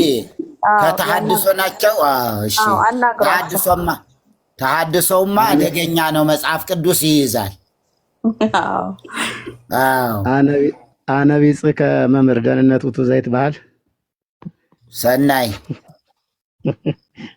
እፏለው መኑ አንተ መኑ ነይተ ጌታ ደህንነት ይማረን ነው ይሳለን ይቀበል ነው የተማጸነ ነብይ ለደብር ዳጊዬ ዘማሪ ዳጊ ዛሬ በጣም ስላገኘው በጣም ደስ ብሎኛል። በጣም በመከራዬ ጊዜ የሱ ዝማሬ መጽናኛችን ነበር። ዳጊ እግዚአብሔር ዘመንን ይባርክ። እዚህ ያላችሁ ቅዱሳን ሁሉ የጌታ ጸጋና ሰላም ይብዛላችሁ። የአገሬ ሰው በጣም ደስ ሲለው ዛሬ ቅቤ ጠጣሁ ይላል። ዛሬ ቅቤ ጠጣሁ። በጣም ዛሬ ደስታዬ ወደር የለውም። በጣም ለዘመናት እውነት የመሰለ ውሸት በካባ ተደብቆ ሺህ ዘመናትን ያስቆጠረውን ውሸት በአደባባይ ካባውን ገልብጠው ነው አቡነ ገብርኤል ዛሬ የገረፉት። በጣም ደስ ብሎኛል። እንግዲህ እኛ ድሮ መርጌታም ያውቃሉ በዚህ እውነት ስንሰደድ አንዳንዶች ያለ ስማችን ስም እየሰጡ ሙዳየ ምጽዋት ገልብጠው ነው ሰርቀውን የወጡ ሴት ደፍረውን የወጡ መርጌቶች አይደሉም፣ ዲያቆናቶች አይደሉም፣ ቀሳውስት አይደሉም የሚያታልሉ ይሉ ነበር። ዛሬ ምን ይሉ ይሆን? ምን ይናገሩ? ለዚህ ነው ቀንም ስከታተል ነበረ። እየገቡ ያሉትን ሁሉ መለከት ነበር። አራት አይነን ሊቀ ሊቃውንት ነን የሚሉትን ሁሉ እነ መርጌታ ሊጥ ሲያደርጓቸው አይተናል። ዛሬ እግዚአብሔር ይመስገን። በእውነት እቺ የተለየች ቀን ናት ለኛ። ምክንያቱም ይሄንን ያለ ሁሉ ያለ ስሙ ስም እየተሰጠ ሲሰደድ ሲገረፍ ሲደበደብ ነው የኖረ። አሁንም እንደቀጠሉ ናቸው። ዛሬ ግን ምን ሊሉ ነው? አሁን ደግሞ ጳጳስ የመሰለ ይሉ ይሆን? የማይሉት መቼም የሚያወጡት ስም የላቸውም። ለምኑ ብለው ይሆን ተናገሩ? እሳቸው ደግሞ ገንዘብ አምሯቸው ሄዱ ይሏቸው ይሆን? በጣም ደስ ብሎኛል። መርጌታ እነ ቀለም ወርቅ የሚባሉትን ስታሰጧቸው እያየሁ ነበርና ትናንትና ማታም እነሱ ጋር ገብቼ ነበር እኔና በጣም የድፍረታቸው ጥግ እየገረመኝ ነበር። ማርያም ቤዛዊተ ኩሉ ዓለም ካልተባለች ኢየሱስ ክርስቶስ መባል የለበትም እያሉ ያወሩ ነበር እና ገብቼ ጊዜ ስጠይቃቸው በፍጹም ጊዜ ሊሰጡኝ አልቻሉም። መጨረሻ አስወጡኝ። እንግዲህ ይሄ ቤዛዊተ ኩሉ ዓለም ማርያም የሚለው ጥያቄው ሲመጣባቸው አይታቸዋል። ወዴት እንደ ቁጥር እያጠጋጉ ወደ ገርላትና ወደ ድርሳናት እንደሚወስዱት መጽሐፍ ቅዱሳዊ ጥቅስ ስለሌላቸው። እውነት ነው። ቅድም የነበረውን አይታቸዋል። የገባውን ሊቃውንቶች የተባሉት አራት አይን የተባሉት እኮ ዛሬ ሲረገጡ ነው ያለ። ይሄ ደግሞ ወገበ ነጭ ነው እኮ ወገበ ነጭ ምንም የሌለው። አሁን እነሱ ጥጋቸውን ይዘዋል። ስለዚህ ይሄ ትምህርት ከህፃንነታችን ከዜማ ትምህርት ጀምረን ቤዛዊተ ኩሉ ዓለም ያልተባለችበት ቦታ አለ ወይ? ማይለተ ጽጌው ላይ ስንመጣ መርጌታ ያውቁታል። ሚ ቡሩክት ወቅድስት ይእቲ ሰዓተ ትፍስሕት ሐና ዘጸገየት ተኪ ባቲ ወፈረይኪ ለሕይወት ኢያቄም መዋቲ እሴብ ለተአምረኪ ርግቤ አሐቲ መድኃኒተ ኩሉ ዓለም እስመ ኮንኪ አንቲ። አይናቸውን በጨው ታጥበው ነው እንደዚህ ያሉት። ትርጉም ሐና አንቺን የጸነሰችባት የደስታ ቀን፣ ሟች ኢያቄም ለሕይወት አንቺን ያፈራባት ቀን ምን ያህል የተባረከች የተቀደሰች ናት። አንዲቱ ርግቤ ማርያም አንቺ የዓለም ሁሉ መድኃኒት ሆነሻልና ተአምርሽን አመሰግናለሁ። ይሁት ጉድ ነው። አሁን ይህንን ነገር ላለመቀበል ኧረ ስንቱ እነዚህ ቅላይ ሰአሉ ለነሐና ወኢያቄም ዘወለድክሙ እጓለ ማርያም ቤዛዊተ ኩሉ ዓለም ለምኑልን ሐናና ኢያቄም የዓለም ቤዛ የሆነችትን የወለዳችሁልን እናንተ ለምኑልን እየተባሉ በዚቁ ውስጥ በድጎ ውስጥ ይሄ ደባትራን ጽፎ በተስፋ ገብረስላሴ ዘወይረ ቡርጋ አትሞ ባወጣው ሁልቆ መስፈርት በሌለው ዝግንትን መጽሐፍ ያልተጻፈ የለም። ነገር ግን ይህንን እውነት ተናገሩ ሲባሉ ገንዘብን ቤዛ ተብለዋል፣ ሙሴን ቤዛ ተብለዋል፣ ድህነትን ቤዛ ተብለዋል። ምንም አይሉት አለ። ግን ሙሴ የዓለም ቤዛ ተብሏል ወይ? ገንዘብ የዓለም ቤዛ ተብሏል ወይ ሲባሉ እላም ባልዋለበት ኩበት ለቀማ መልስ ይመልሳሉ። እግዚአብሔር ግን ጊዜን ሲያመጣ በጥንት አባቶቻችን ሉተር ከመነሳቱ ከ30 ዓመት በፊት የነበሩ አባቶቻችን እነ አቡነ እስጢፋኖስ እነ አቡነ ከረዙን ያኔ የነበረውን እውነት ይዘው ሲነሱ ምን አይነት ነገር እንዳደረሱባቸው በሰነድ መጻሕፍቶ ተሰንዶ ይገኛል። በፍጹም ይህ እሳታውንም ሊጠፋ አልቻለም። የሰንበት ተማሪው በዚህ እውነት ተነስቷል። ዲያቆናቱ፣ ቀሳውስቱ፣ መርጌቶ ምን ያልተነሳል። አሁን እኛ ስንወጣ ድሮ ሲናገሩ የነበረ መርጌታ ያስታውሳሉ። አንድ ሳር ብትመዘዝ ቤቶ ያፈስም ይሄዱ ይባል ነበር። አሁን ማፍሰስ ጀመረ። አሁን አናቱ ነው የወደቀ። ክብር ለእግዚአብሔር ይሁን። በእርሱ ቤዛነት ያገኘንበትን ይህንን እውነት ለመቀየር የማይገጋጡበት ነገር ያልተጋጋጡበት ነገር የለም። ነገር ግን ምንም አልሆነም። አሁን ልቅሶ ሆኗል። ብፁዕ አባታችንን አንዴ በብሔር ይናገራሉ፣ አንዴ ያልተማረ እንትን ይላሉ። እስኪ የተማረውን እንየው። የትኛው ጳጳስ ነው ወንጌልን የሚያወራ? ስለ ገርል ስለ ድርሳን ሲነገር እግዚአብሔር ይመስገን ታላላቅ የብዙዎችን አይን የከፈቱ እኛን ሁሉ ሳንቀር እነ መርጌታ ክብር ለእግዚአብሔር የጻፏቸው መጻሕፍቶች ናቸው። ክብር ለእግዚአብሔር ይሁን። በእነዚህ መጻሕፍቶች ብዙ መጻሕፍት ታርመዋል። ያስታውሳሉ መርጌታ እነዚህኑ ዘመርቆረስትና ወይዋሃተ ብለው የጻፉትን እርስዎ ጽፈው ካወጡ በኋላ ነው እኮ እነዚህኑ ዘአምላክ ይሉ ተብለው የቀየሩት። ትክክል። እግዚአብሔር ይመስገን።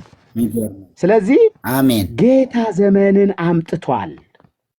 የወን ፍስሐ ደግሞ ይገርሞታል። እርሳቸው አቡነ ገብርኤል ማለት የአዲስ ኪዳንና የብሉይ ኪዳን መምህር ናቸው። በቅርበት አግኝቻቸው ለማውራት እድሉ አግኝቼ በደንብ ተነጋግረናል። በደንብ ነው።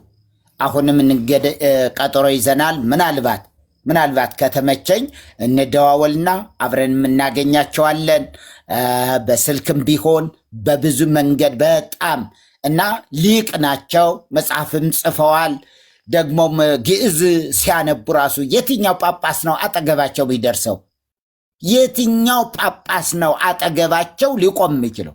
ማንም አይቆምም። እና ዝም ብሎ ይሄ ሰንበተ ባሪ እንትን የሚያደርገው እንጂ በጣም ሊቅ ናቸው። እንግዲህ የብሉይና የሐዲስ ኪዳን መምህር ናቸው፣ የተማሩ ናቸው። ስለዚህ ሲኖዶሱ ምንም ጤፍ የምታክል ነገር አያነሳም ስለሳቸው። ለምን ያውቃቸዋል። እዚህ ውዳሴ ማርያም ተምሮ እሳቸውን ሊናገር የሚችል ጳጳስ የቱ ነው? ውዳሴ ማርያም ደገምኩ ብሎ እንዴት ሆኖ? እና ይሄን ለማሳሰብ ፈልጌ ነው። በጣም እንትን ያሉ ናቸው። ጥሩ ነው በጣም እርሶም ያመጡት አማአተውኪ ውስተ ታቦት ምስለ ቆጽለ ዘይት ሐመል ሚልን አዩት አይደል? ማሕሌተ ጽጌ ላይ እሱን አስታወሱኝ ቅድም።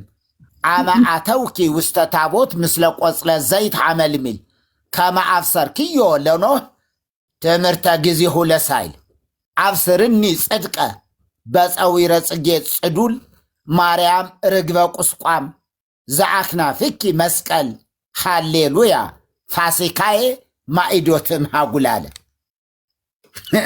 ሚገርም ነው ማለት ነው። አባተውኪ ክንፍሽ መስቀል የሆነልሽ የቁስቋሟ ርግብ ማርያም ሆይ ከለመለመ ከወይራ ቅጠል ጋራ ወደ ኖህ መርከብ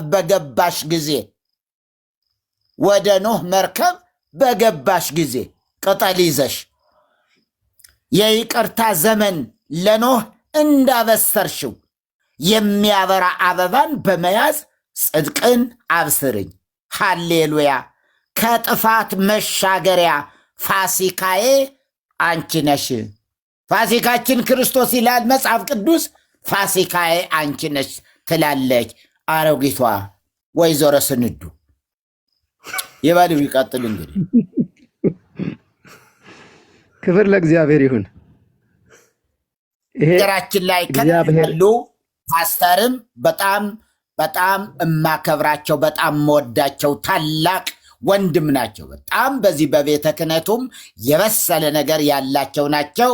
እርሶም እንዲያውቋቸው ፓስተር ጋር እንድትተዋወቁ በዚህ አጋጣሚ ማለት ነው። ዳግዬም ያው እርሶም ሲዘምሩ ይታያል። ሁል ጊዜ በቪዲዮ ወጥተው ሲዘምሩ የዳጊ መዝሙር በብዛት ያተኩራሉና በጣም ልክ ነዎት፣ አልተሳሳቱም። እጅግ በጣም ድንቅ ድንቅ የሆኑ መዝሙሮች ያሉት ወንድማችን። እኛ መጽሐፍ ደርሰናል ስንል እሱ እንዲው ምንም ዝም ብሎ ከመሬት ተነስቶ እግዚአብሔር ዘማሪ ያደርገው። እኛ ያ ሁሉ ድጓ፣ ያ ሁሉ ቅኔ፣ ያ ሁሉ ምን መከራችን ስናይ 20 ምናምን ዓመት እሱ በአንድ ጊዜ ተነስቶ ገለባበጠው። የሚገርም መገለጥ ነው እኮ። እግዚአብሔር ይመስገን። እሺ፣ እና እንድትተዋወቁም ለማድረግ ጭምር ነው። ተባረኩልኝ። እሺ እሺ እሺ፣ በጣም አመሰግናለሁኝ። ክብር ለእግዚአብሔር ይሁን። ቅድም ባሉኝ ነገር ላይ ያው ስልክ እንደዋውልና እንገናኝ። ሌላ ነገርም አለ፣ እንደሰበር ዜና አለ የምነግረዎት። እንገናኛለን። በጣም ደስ ብሎናል። እዚህ ያላችሁ ቅዱሳን ሁሉ ተባረኩ። ግን እንደው እዚህ አሁን ለማስረዳት የሚገባው ወገበ ነጭ ባይገባ፣ ወገበ ነጭ ይሄ ዝም ብሎ ለአቅመ መጽሐፍ ቅዱስ ያልደረሳል ፍታ ዞል እየተደገመ ጀርባውን በወይራ የሚደበደብ እሱ መግባት የለበትም። እናውቃለን የሚሉ ምንም እንኳ መልሳቸው ራስና እግር ቢሆንባቸውም እነሱ ቢገቡ ይሻላሉ። ኦልሬዲ እግዚአብሔር ምስክር ይላቸዋለሁ። ዛሬ በቃ ሌላ ውስጥ ገብተዋል። ተዋረድን የሚሉ አሉ። ተዋረድን የሚሉ ሚጮ በቃ የሰማው ነበር እየገባው እኔ እና እግዚአብሔር ገና ከውርደት በላይ ውርደት ውስጥ ያስገባቸዋል። በቃ ጊዜው ነው፣ አሁን ጊዜው ነው። ዋናው ተነክቷል እና በጣም ደስ ብሎኛል። ጌታ እግዚአብሔር ይባረክ። መርጌታ ሶንም ስላየው ነው የገባው። ዳጊን ደግሞ አግኝቸው ስለማላውቅ እንዲህ በጣም ደስ አለኝ ሳየው። እታችን መሲ ሁላችሁም እዚህ ያላችሁ ወዳችኋለሁ። ብሩካን ናችሁ። እሺ ጌታ ይባርኮት። እየሰማው ነበር። እግዚአብሔር ይባርኮት። ክብር ሁሉ ለኢየሱስ ይሁን። በእኛ በታናናሾቹ የሰራ እግዚአብሔር ክብሩን ለሱ ብቻ ይሁን፣ ምስጋናው ለሱ ብቻ ይሁን። በጣም ደስ ብሎኛል ስላወቅኩት። በደንብ ተዋወቆታለሁ። እንግዲህ ያው የመርጌታ ዘመድ ከሆነ እኔ ዘመድ ኖት። እግዚአብሔር ይባርኮት። ብቅ በሉ፣ አይጥፉ። ተባረኩልኝ። ክብር ለኢየሱስ።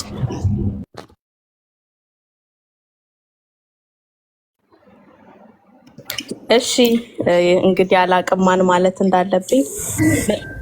መምህር ልበል ወይስ ማን ልበል? ዘው መርጌታ ናቸው።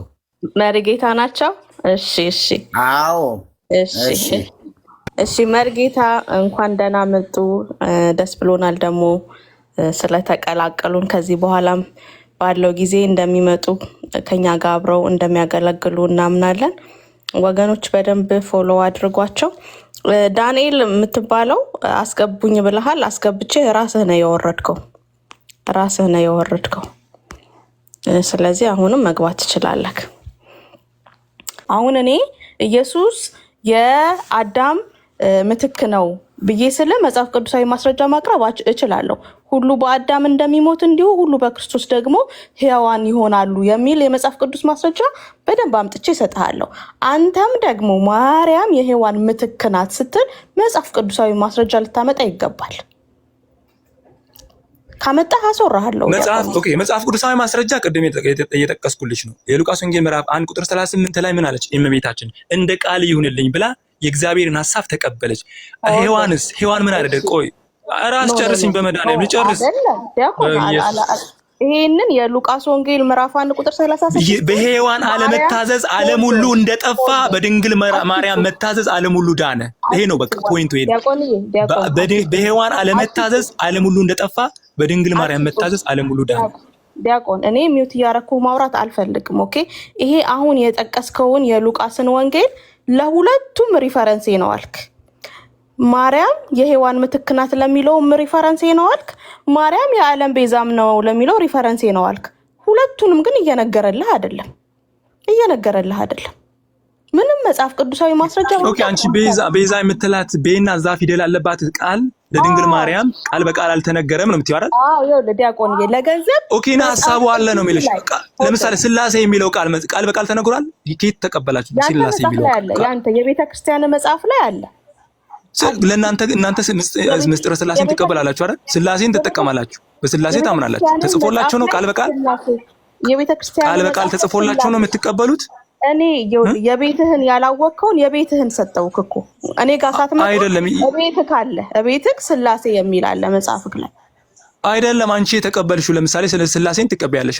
የስላሴን አስተምሮ ትቀበያለሽ። መጽሐፍ ቅዱስ ላይ ቃል በቃል ስላሴ የሚለውን አግኝተሽ ነው የተቀበልሽው። በቃ አንድ አምላክ አለ በሶስት አካል የሚገለጥ። ኦኬ ስለዚህ መርሲ ካርስ አትውጪ። እንደዛ ሁሉ የግድ ቤዛ የሚለው ቃል ለድንግል ማርያም ባይጠቀስም ሐሳቡ ግን በመጽሐፍ ቅዱስ ግጥም ብሎ አለ ነው። ገንዘብ ቤዛ ሲባል እንግዲህ የእግዚአብሔር እስትንፋስ የሆነው መጽሐፍ ቅዱስ ላይ ቤዛ ተብሎ ተጻፈ። ማርያም ግን አልተጻፈችም። አሳያ። ስለዚህ ስላልተጻፈች አይደለችም ማለት አይደለም። ይሄ እኮ ነው ችግራችሁ። ስላልተጻፈች አይደለችም አይደለም። ገንዘብ ሀብት እንኳን ለነፍስ እኮ ነው ደግሞ የሚለው። አቤት ይሄ ገድላትና ድርሳናት ላይ ተጽፎ ቢሆን ጉዳችን ነበር። ለነፍስ መጽሐፈ ምሳሌ ምዕራፍ 8 ቁጥር 13 አውጪ። እሺ መጽሐፈ ምሳሌ ይሁሉ ለነፍስ ነው የሚለው። ባይዘው መጽሐፈ ምሳሌ ምዕራፍ 8 ቁጥር 13 አውጡ። እዛ ያላችሁ በኮሜንትም ጻፉ። ምዕራፍ 8:13 መጽሐፈ ምሳሌ ምዕራፍ 8 ቁጥር 13 እስኪ አንብበው 13። እሺ እንዲህ ይላል። ምዕራፍ 8 ቁጥር በማስተዋል አንብቡ። እያንዳንዱ ቁጥር 13 ይነበብ። ገንዘብ ሲሆን እስኪ አንድ ዝም ብለህ ቅድም ስጣራ የሮጥክ ሆቴል እንዴ ለገንዘብ ሲሆን ጥቅስ አይደለም። ተረጋጋ። ሲነበብ ደነገጡ። አያችሁ፣ መጽሐፍ ቅዱስ ሲመጣ ደነገጡ። አያችሁ፣ ለነፍስ ነው የሚለው ገንዘብ ይነበብ። ዳጊ ተረጋጋ። ዳጊ እኔ ከፈት ያልኩህ ያው ራሱ እንዴ እኔ ከፈት ያልኩህ እኮ ለገንዘብ አሁን ጥቅስ ያሰማናል። ለገንዘብ ጥቅስ አለ። ለማርያም እንኳን ጥቅስ አስተምሮ የለም። ተቸገረ። ምን ነው ለማርያም ሲሆን ጥቅስ ጠፋ። እሺ ችግር የለም። እሺ ችግር የለም። እሱ ችግር የለም። ለገንዘብ እንኳን ተብሏል። አሁን ቀጥታ እስኪ የገንዘብ አለ እንግዲህ ከገንዘብ አንሳን ያልተጻፈላት እስኪ ትነግረናለህ። ማርያም ከገንዘብ አንሳ ነው። ምን ነው ለገንዘብ ጥቅስ ሲኖር ለማርያም ጠፋ? ምን ነው እዛ ቤት ግን ለማርያም ሲሆን ምልጃ የሚል ጠፋ? ሁሉ ነገር ለማርያም ሲሆን የለም። ለእሷ ሲሆን አስተምሮት፣ ፍልስፍና እንትን ሲደመር እንትን ሲቀነስ እንትን እዚህ ኳልቱ ማርያም ታማልዳለች። እዚህ ኳልቱ ማርያም ቤዛ ናት። ምን ነው ጥቅስ ጠፋ? ለእሷ ሲሆን ለገንዘብ ለተራ ነገር ለገንዘብ ቤዛ የሚል ተገኝቶ ለማርያም ይጥፋ? ኧረ በስመ አብ። ኦርቶዶክስ ቢሆን መቼም ተቃጥዬ ነበር ሞቱ። ቀጥሉ። እሺ ወገኖች ምሳሌ መሪጌታ ይቀጥሉ። ከዛ ሜርሲ ከዛ ነው ይቀጥላለሁ። መርጌታ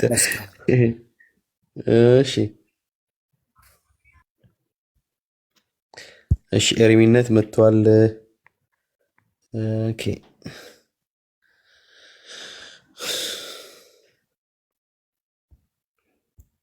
ውጣ ስንታየው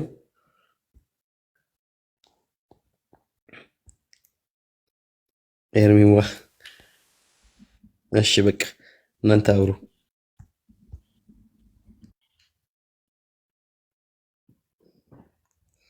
እሺ እናንተ አውሩ በቃ። ይሄን ቦታ በቤዛነት ለማርያም አድርጎ እንደማስረጃ ሲጠቀም ማለት ገንዘብን ከማርያም ጋር አነጻጽረው ማለት ነው። ወጭኛውን ግን አንተ ማንበብ ነበር። እኔ ምን ማለት ፈልጌ ነበር መሰለክ? አንተ ያልከውን አንድ ዳጊ ያለውን ሁለት ደግሞ አንተ ያልከውን ነበር ማለት የፈለኩት። እንግዲህ ተጻፈ፣ ገንዘብ ቤዛ የሚለው ተጻፈ፣ መጽሐፉ ላይ አለ። የማርያም ግን አልተጻፈም። አንደኛ። ሁለተኛ ደግሞ ግን ስጋት የለበትም የሚለውን ሁለተኛውን አንቀጽ ለምን አያነቡትም? ኦኬ የብሉይ ኪዳን ማስረጃ መጡ አይደል? እንግዲህ በአዲስ ኪዳን የማቴዎስ ወንጌል ምዕራፍ 16 ከቁጥር 26 ሰው ዓለምን ሁሉ ቢያተርፍ ነፍሱን ግን ቢያጣ ምን ይጠቅመዋል? ወይስ ሰው በነፍሱ ምትክ ሊከፍለው የሚችለው ዋጋ ምንድን ነው ለሚለው መልስ አላቸው ወይ? መልስ አላቸው። ምክንያቱም በጣም የሚያያዝ ቃል ስለሆነ ማለት ነው። እንግዲህ ዋጋ ካለው ገንዘብ ተጻፈ። ማርያም ግን አልተጻፈችም። ከየት ያምጡት? ምጥ ሆነባቸው፣ ጭንቅ ሆነባቸው። ኤኒዌይስ ቀጥሉ። ወንድምነት ኤርሚዬ እንኳን ደህና መጣህ።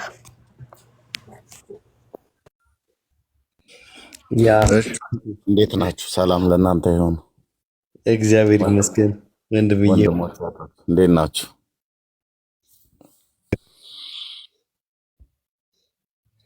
አለን። እረፍት አረክ? በደንብ እረፍት አረክ? ሰሞኑን በጣም ጌታ ይባረክ። ለእግዚአብሔር ክብር ይሁን። ያ አዲስ መልስ ተገኘ፣ ተፈልጎ ተገኘ። ዳግዬ መልስ አይ በቃ እንዳለ ወዲ ዘጋሽ ስጫዎች የተንጫጩ ነው በሙሉ ጋስጫ በዛ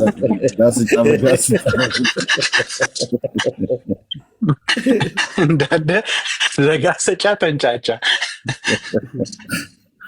ወዲ ዘጋስጫ ሆኑልህ እንጂ አልጫ ነው የሆኑት በሙሉ። የሚጠቅሱት ቢያጡ ኢትዮጵያዊ ቄርሎስ ብለው ስያሜ ሰጡት። ከሐዋርያት ትምህርት የተቀዳነን ሐዋርያው ቅብብሎሽ እኛ ጋር ነው ብለው የሚሉ ጠቀሱ ብለህ ስትላቸው የወሎውን ሰውዬው አባ ጊዮርጊስ ዘጋስጫ። ከዚህ የበለጠ ማፈሪያነት የለም። ኤርምዬ እንዴት ነህ? እግዚአብሔር ይመስገን። ሁሉ ሰላም እንዴ? መርጌታ እንዴት ነህ? ደህና ነኝ። ሰላም እግዚአብሔር ይመስገን። ሁሉ መልካም። አንተማ የገሊላ ሰው ነህ። በድምፅህ እኮ ነው የማውቅህ። እንዴት ነህ? ሰላም። እያላባቸው እየወጡ ነው። የክርስቶስ ነው የተባለውን ሁሉ ለማርያም እየሰጡ ቤዛነቱን ሰጧት። መካከለኛም ናት እኮ ይላሉ። ማይለተ ጽጌ በከመይብ የመጽሐፍ ማይከለ ፈጣሪ ወፍጡራን ለዕረፍት ዘኮንኪ ትምህርተ ጽላት ኪዳን ሰንበተ ሰንበታት ማርያም ዕለተ ብርሃን ብኪ ትፌስሑ ዘገነተ ጽጌ ጻድቃን ወብኪ ይወፁ ኃጥአንም ደይን። መጽሐፍ ደግሞ በጣም ከሚገርመኝ መጽሐፍ እንደተናገረ በፈጣሪና በፍጡር መካከል ለዕረፍት ቃል ኪዳን ምልክት የሆንሽ የብርሃን ቀን ሰንበታት ማርያም ሆይ በገነት ያሉ ጻድቃን ባንቺ ደስ ይላቸዋል፣ ኃጥአን ከደይን ባንቺ ይወጣሉ። መጽሐፍ እንደሚለው በከመይቤ መጽሐፍ ያሉት የትኛው መጽሐፍ ላይ ነው ማርያምን ማእከለ ፈጣሪ መትሕተ ፍጡራን ያደረጋት? የትኛው መጽሐፍ ነው? ከሁለተኛ ጢሞቴዎስ ምዕራፍ 2 ቁጥር 5 ላይ የወሰዱት ጥቅስ ነው። አያችሁ፣ እዚያ ጋር የሚለው ጌታችንና መድኃኒታችን ኢየሱስ ክርስቶስን እንጂ ማርያምን አይደለም። ከየት እንደሚሰፉት ከየት እንደሚያመጡት አይታወቅም። እና ማንም የሚጠይቅ ስለሌለ በከመይቤ መጽሐፍ ይላሉ። በውኑ ማርያም ለኛ ናት የሚል መጽሐፍ ቅዱስ ውስጥ አለ ወይ? ደስ የሚለው ነገር የገድላቷ ማርያምና የጌታችንና የመድኃኒታችን የኢየሱስ ክርስቶስ እናት ማርያም ፍጹም የተለዩ ናቸው። ቅድም ወንድሜ ሲናገር ነበር። አንድ ጎጃም አካባቢ ነው የማውቃታለች፣ የግንቢት ማርያም የሚባል እነ መርጌታ ግርማ ሀገር የግንቢት ማርያም። እና ሰው ሲጣላ ሊማታ ሲል በማርያም ይዣለሁ ሲለው በየትኛው ማርያም ይላል። በጌታ እናት ማርያም ካለ ይመተዋል። በግንቢት ማርያም ይዣለሁ ካለ ደንግጦ ሽመሉን ጥሎ ይሄዳል። ይቺ ማርያም ለጌታችን ለኢየሱስ ክርስቶስ የሚሆነውን ስግደት የምትቃወም አንድ መጽሐፍ ላይ ምን ይላል መስላችሁ? የአቡነ እስትንፋሰ ክርስቶስ መጽሐፍ ላይ ገድል 88 ላይ ቁጥር 7 ላይ እንደዚህ ይላል። ዳግመኛ አባታችን እመቤታችን እጅ መንሻ ስግደት ምስጋና የማቀርብልሽ ከልጅሽ ጋር ነው ወይንስ ለብቻሽ? በደንብ ስሙ ጥያቄውን። ይሄን የሚጠይቃት አቡነ እስትንፋሰ ክርስቶስ ነው። እጅ መንሻ ስግደትና ምስጋናን የማቀርብልሽ። ተመልከቱ፣ ይሄ የጸጋ ስግደት ብሎ የሚያጭበረብሩበትን ተመልከቱ። ለይቶ እንኳን አላዋራውም። እጅ መንሻና ስግደት ምስጋና የማቀርብልሽ ከልጅሽ ጋር ነው ወይንስ ለብቻሽ ነው አላት። እመቤታችንም አባታችን እስትንፋሰ ክርስቶስን ከልጄ ጋራ ስግደትንና ምስጋናን አቅርብልኝ፣ ሌሎች ሲሰግዱ ከልጄ ለይተው የእኔን ስግደት ትተው ቢሰግዱ ፈጽሞ አልወዳቸውም፣ ጸሎታቸውንም አልቀበልም ማለት ይችላል። እግዚኦ ነው ቆይ መርጌታ ገድለ እስትንፋሰ ክርስቶስ ላይ ነው እንደዚህ ያለው ወይስ ምን ላይ ነው?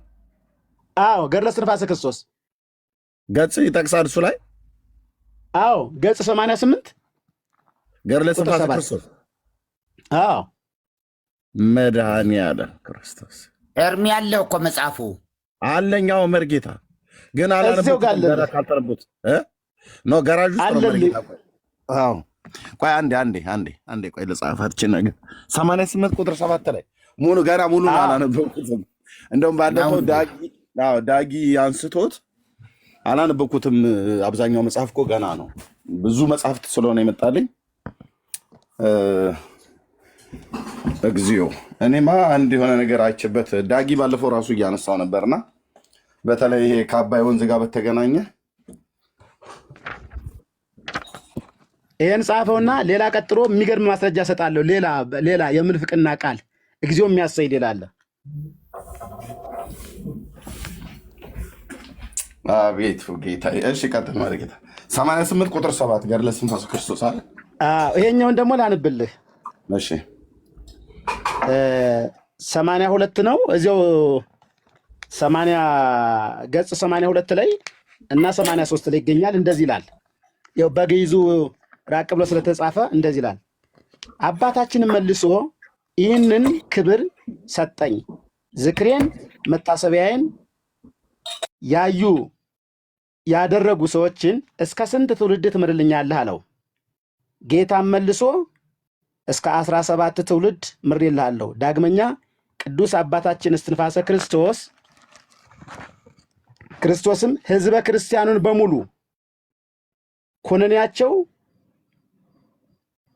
ወይም የማይፈረድባቸው 10 ቃላተ ኦሪትን 6 ቃላተ ወንጌልን ስለማይፈጽሙ ነው። በዚህ ይፈረድባቸዋል ብለኛል። በደም ስሙ። ሕዝበ ክርስቲያን በሙሉ ኩነኔያቸው ወይንም የማይፈረድባቸው 10 ቃላተ ኦሪትን 6 ቃላተ ወንጌልን ስለማይፈጽሙ ነው። በዚህ ይፈረድባቸዋል ብለኛል። መታሰቢያዬን እያደረጉ ዝክሬን እየዘከሩ ስሜን እየጠሩ እነዚህን ትእዛዛትን ያልፈጸሙ ሰዎች ቢኖሩ የትኞችን? 10 ቃላተ ኦሪትን 6 ቃላተ ወንጌልን እነዚህን ባይፈጽሙ ነገር ግን ስሜን እየጠሩ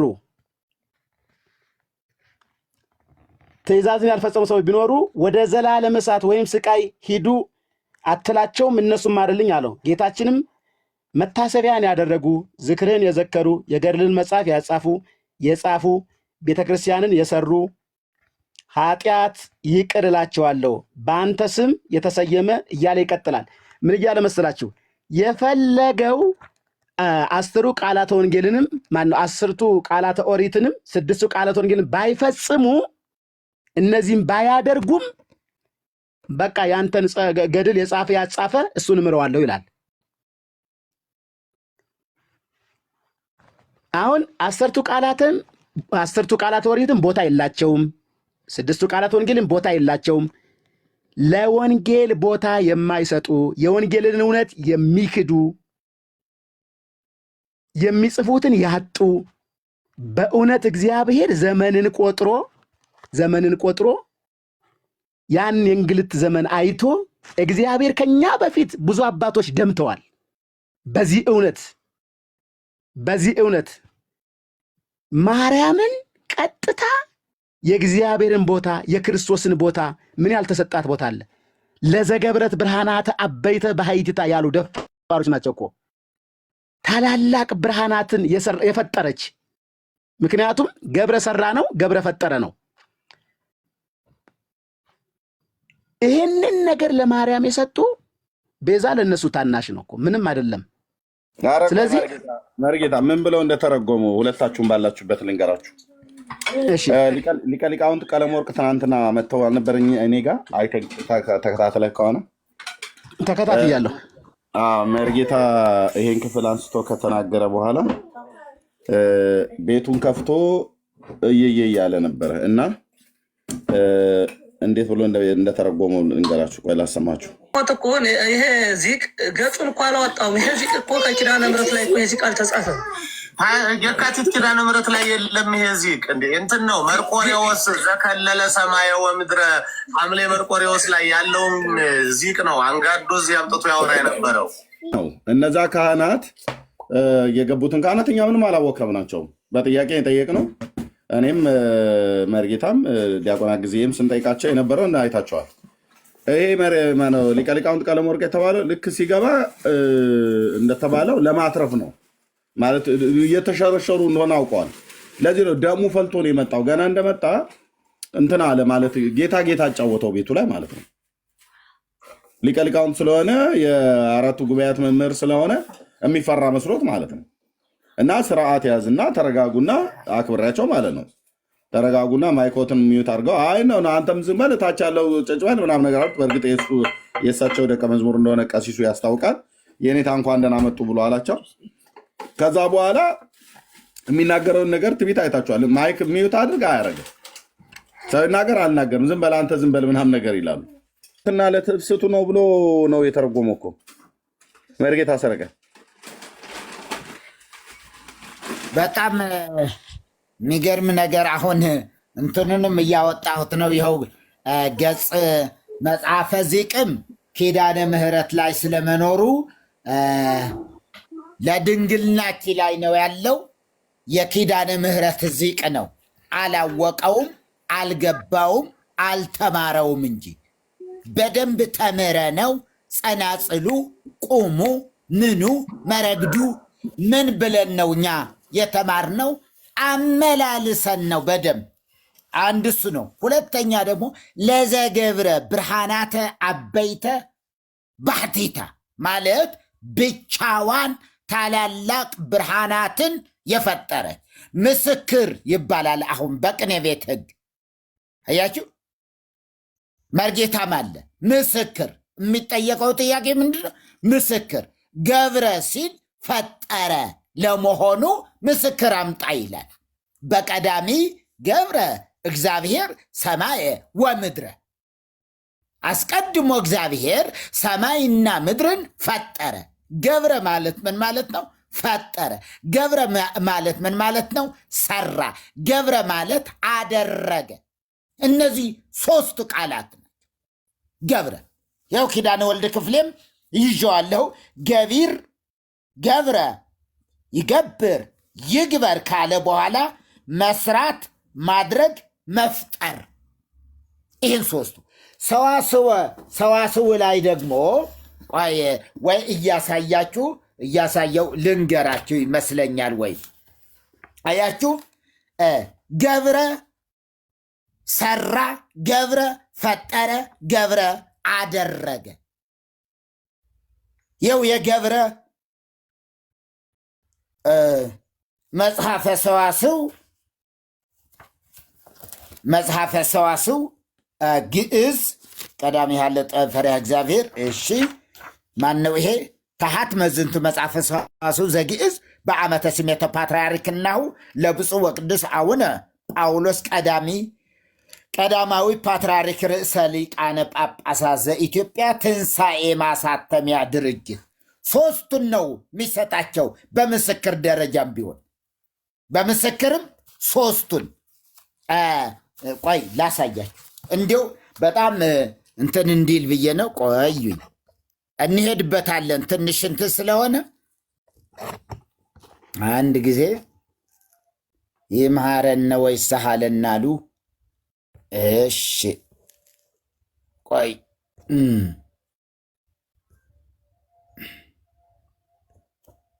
እንዴ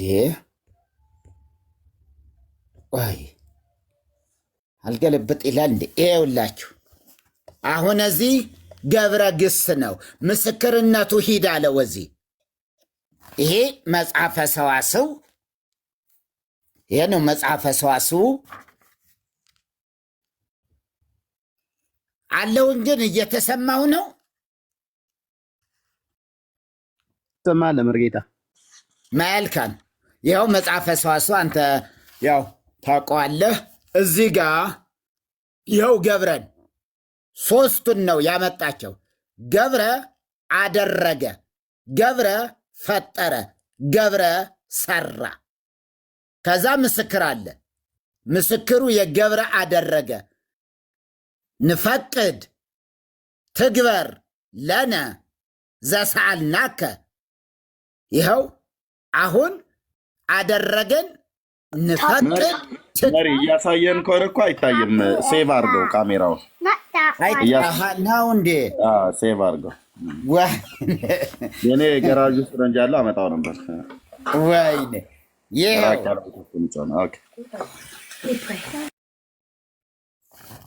እሺ ቆይ እስኪ ገብረ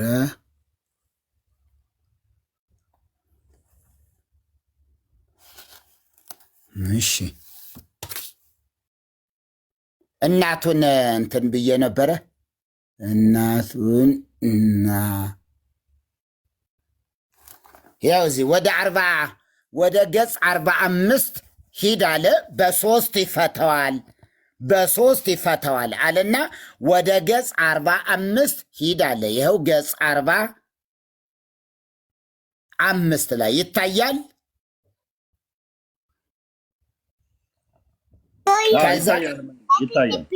ይኸው አሁን ደግሞ ገብረ አደረገ ገብረ ፈጠረ ገብረ ሰራ አለቀ ለእነዚህ ምስክር ነው የሚሰጥ ንፈቅድ ትግበር ለነ ዘሰአልናከ የለመንህን ታደርግልን ዘንድ እንወዳለን ከዛ ደግሞ ገብረ ፈጠረ ደግሞ በቀዳሚ ገብረ እግዚአብሔር ሰማየ ወምድረ ምስክሩ ገብረ ፈጠረ ሲል ደግሞ በቀዳሚ ገብረ እግዚአብሔር ሰማየ ወምድረ አስቀድሞ እግዚአብሔር ሰማይና ምድርን ፈጠረ ከዛስ ገብረ ብሎ ደግሞ ሰራ ሰዱሰ ዕለተ ተገበር ተግባረከ እያችሁ ያው ሰዱሰ ዕለተ ስድስቱ ቀን ስራህን ሰራ ለሚለው ገብረ ሰራ ሲል ምስክሩ ምንድን ነው 6 ቀን ስራህን ስራ ለሚለው ከዚህ ከሶስቱ ውጪ አንድም አታገኝም በዚህ መጽሐፈ ሰዋስው ላይ ኪዳነ ወልድ ክፍሌም ምንድን ነው ያሉት ኪዳነ ወልድ ክፍሌ መዝገበ ቃላትን ምን አለው እዚህ ጋር ወይኔ እንደዚህ እስኪ ጥላው ነው ምንድን ነው ምስኪ እንደዚህ ዞር ላርገው አዎ ይኸው ገብረ እዚህ ጋር ነው ያለ ገብረ ይግበር ይልና ግሱን ከዚያ ምን አለው እዚህ እያሳየኋችሁ ነው ምን አለ መስራት ማድረግ መፍጠር አለው ሶስቱንም ነው የሚሰይ እንትን ያው ማድረግ መፍጠር እዚህ ጋር መስራት አለ ከዛስ ማድረግ ከዛ መፍጠር ከዚህ በኋላ የግስ እርባታው ሌላ እየሄደ ነው የሚሄደው በሌላ መንገድ ነው ሌላ ገባሪ የሚለው ደግሞ ሰሪ ፈጣሪ አድራጊ አያቸው እዚህ ጋር እዚህ ላይ ደግሞ እዚህ ላይ የሚታያችሁ ከሆነ ከበድ ስለሚል መጽሐፉ እንትኑን እየገለበጠብኝ ይሄ ሞባይሉን ማለት ነው። ይኸው እዚህ ገባሪ ደግሞ የገብረ ግስ ነው የዚያ የወጣው ነው። ግን ምን ይላል እዚህ ጋር እስኪ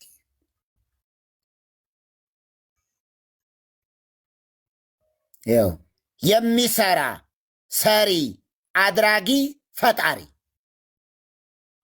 ገባሪ አሁን ምን ማለት ነው? የሚሰራ ሰሪ አንድ ናቸው። የሚሰራና ሰሪ አንድ ነው። አድራጊ፣ ፈጣሪ፣ ፈጻሚ። ከዛ ለነዚህ ለእያንዳንዳቸው ምንን ይሰጣል ማለት ነው?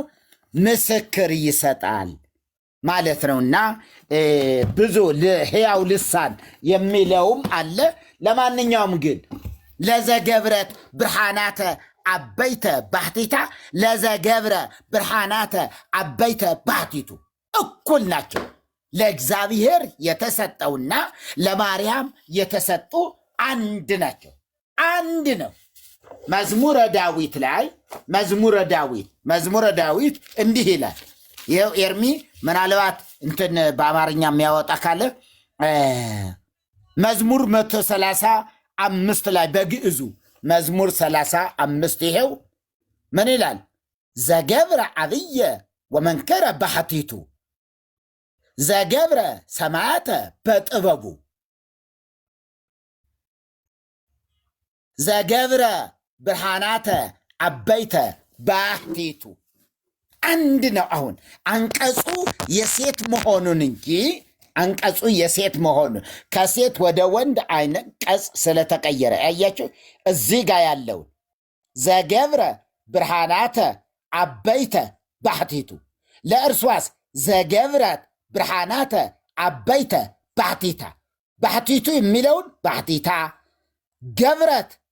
ገብረ የሚለውን ገብረት በማለት ያጣመሙበት ክፍል ነው። ምንም ለእግዚአብሔር ከተሰጠው የፈጣሪነት አንጻር ፈጽሞ ልዩነት የለውም። ልዩነቱ ምንድን ነው?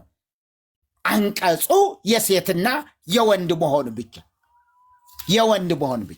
ዳዊት ማነው ያሬድስ ምን አለው? በድጓው ያሬድ ደግሞ ምን ብሎታል? እዚህ የድጓውንም ክፍል ይዟል። መንክር ግብሩ ለአሃዱ እግዚአብሔር ለዘ ገብረ ብርሃናተ አበይተ ባህቲቱ ብቻውን ታላላቅ ብርሃናትን የፈጠረ እግዚአብሔር ስራው ድንቅ ነው አለ ቅዱስ ያሬድ። ስራው ድንቅ ነው አለ።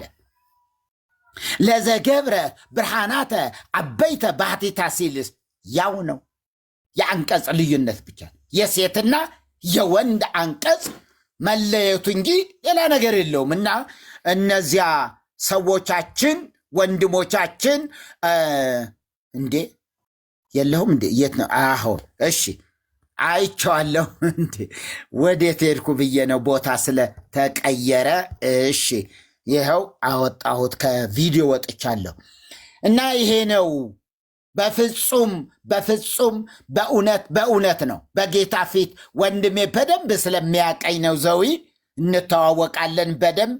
በምንም መንገድ ቢሆን በፊታችን ሊቆሙ አይችሉም። በምንም መንገድ ነው እኮ የምላችሁ፣ በፊታችን መቆም አይችሉም። እና ግዕዙ እንዲህ ያለ በጭራሽ ይኸው ነው። ግስ እርባት አለው፣ ይገሰሳል።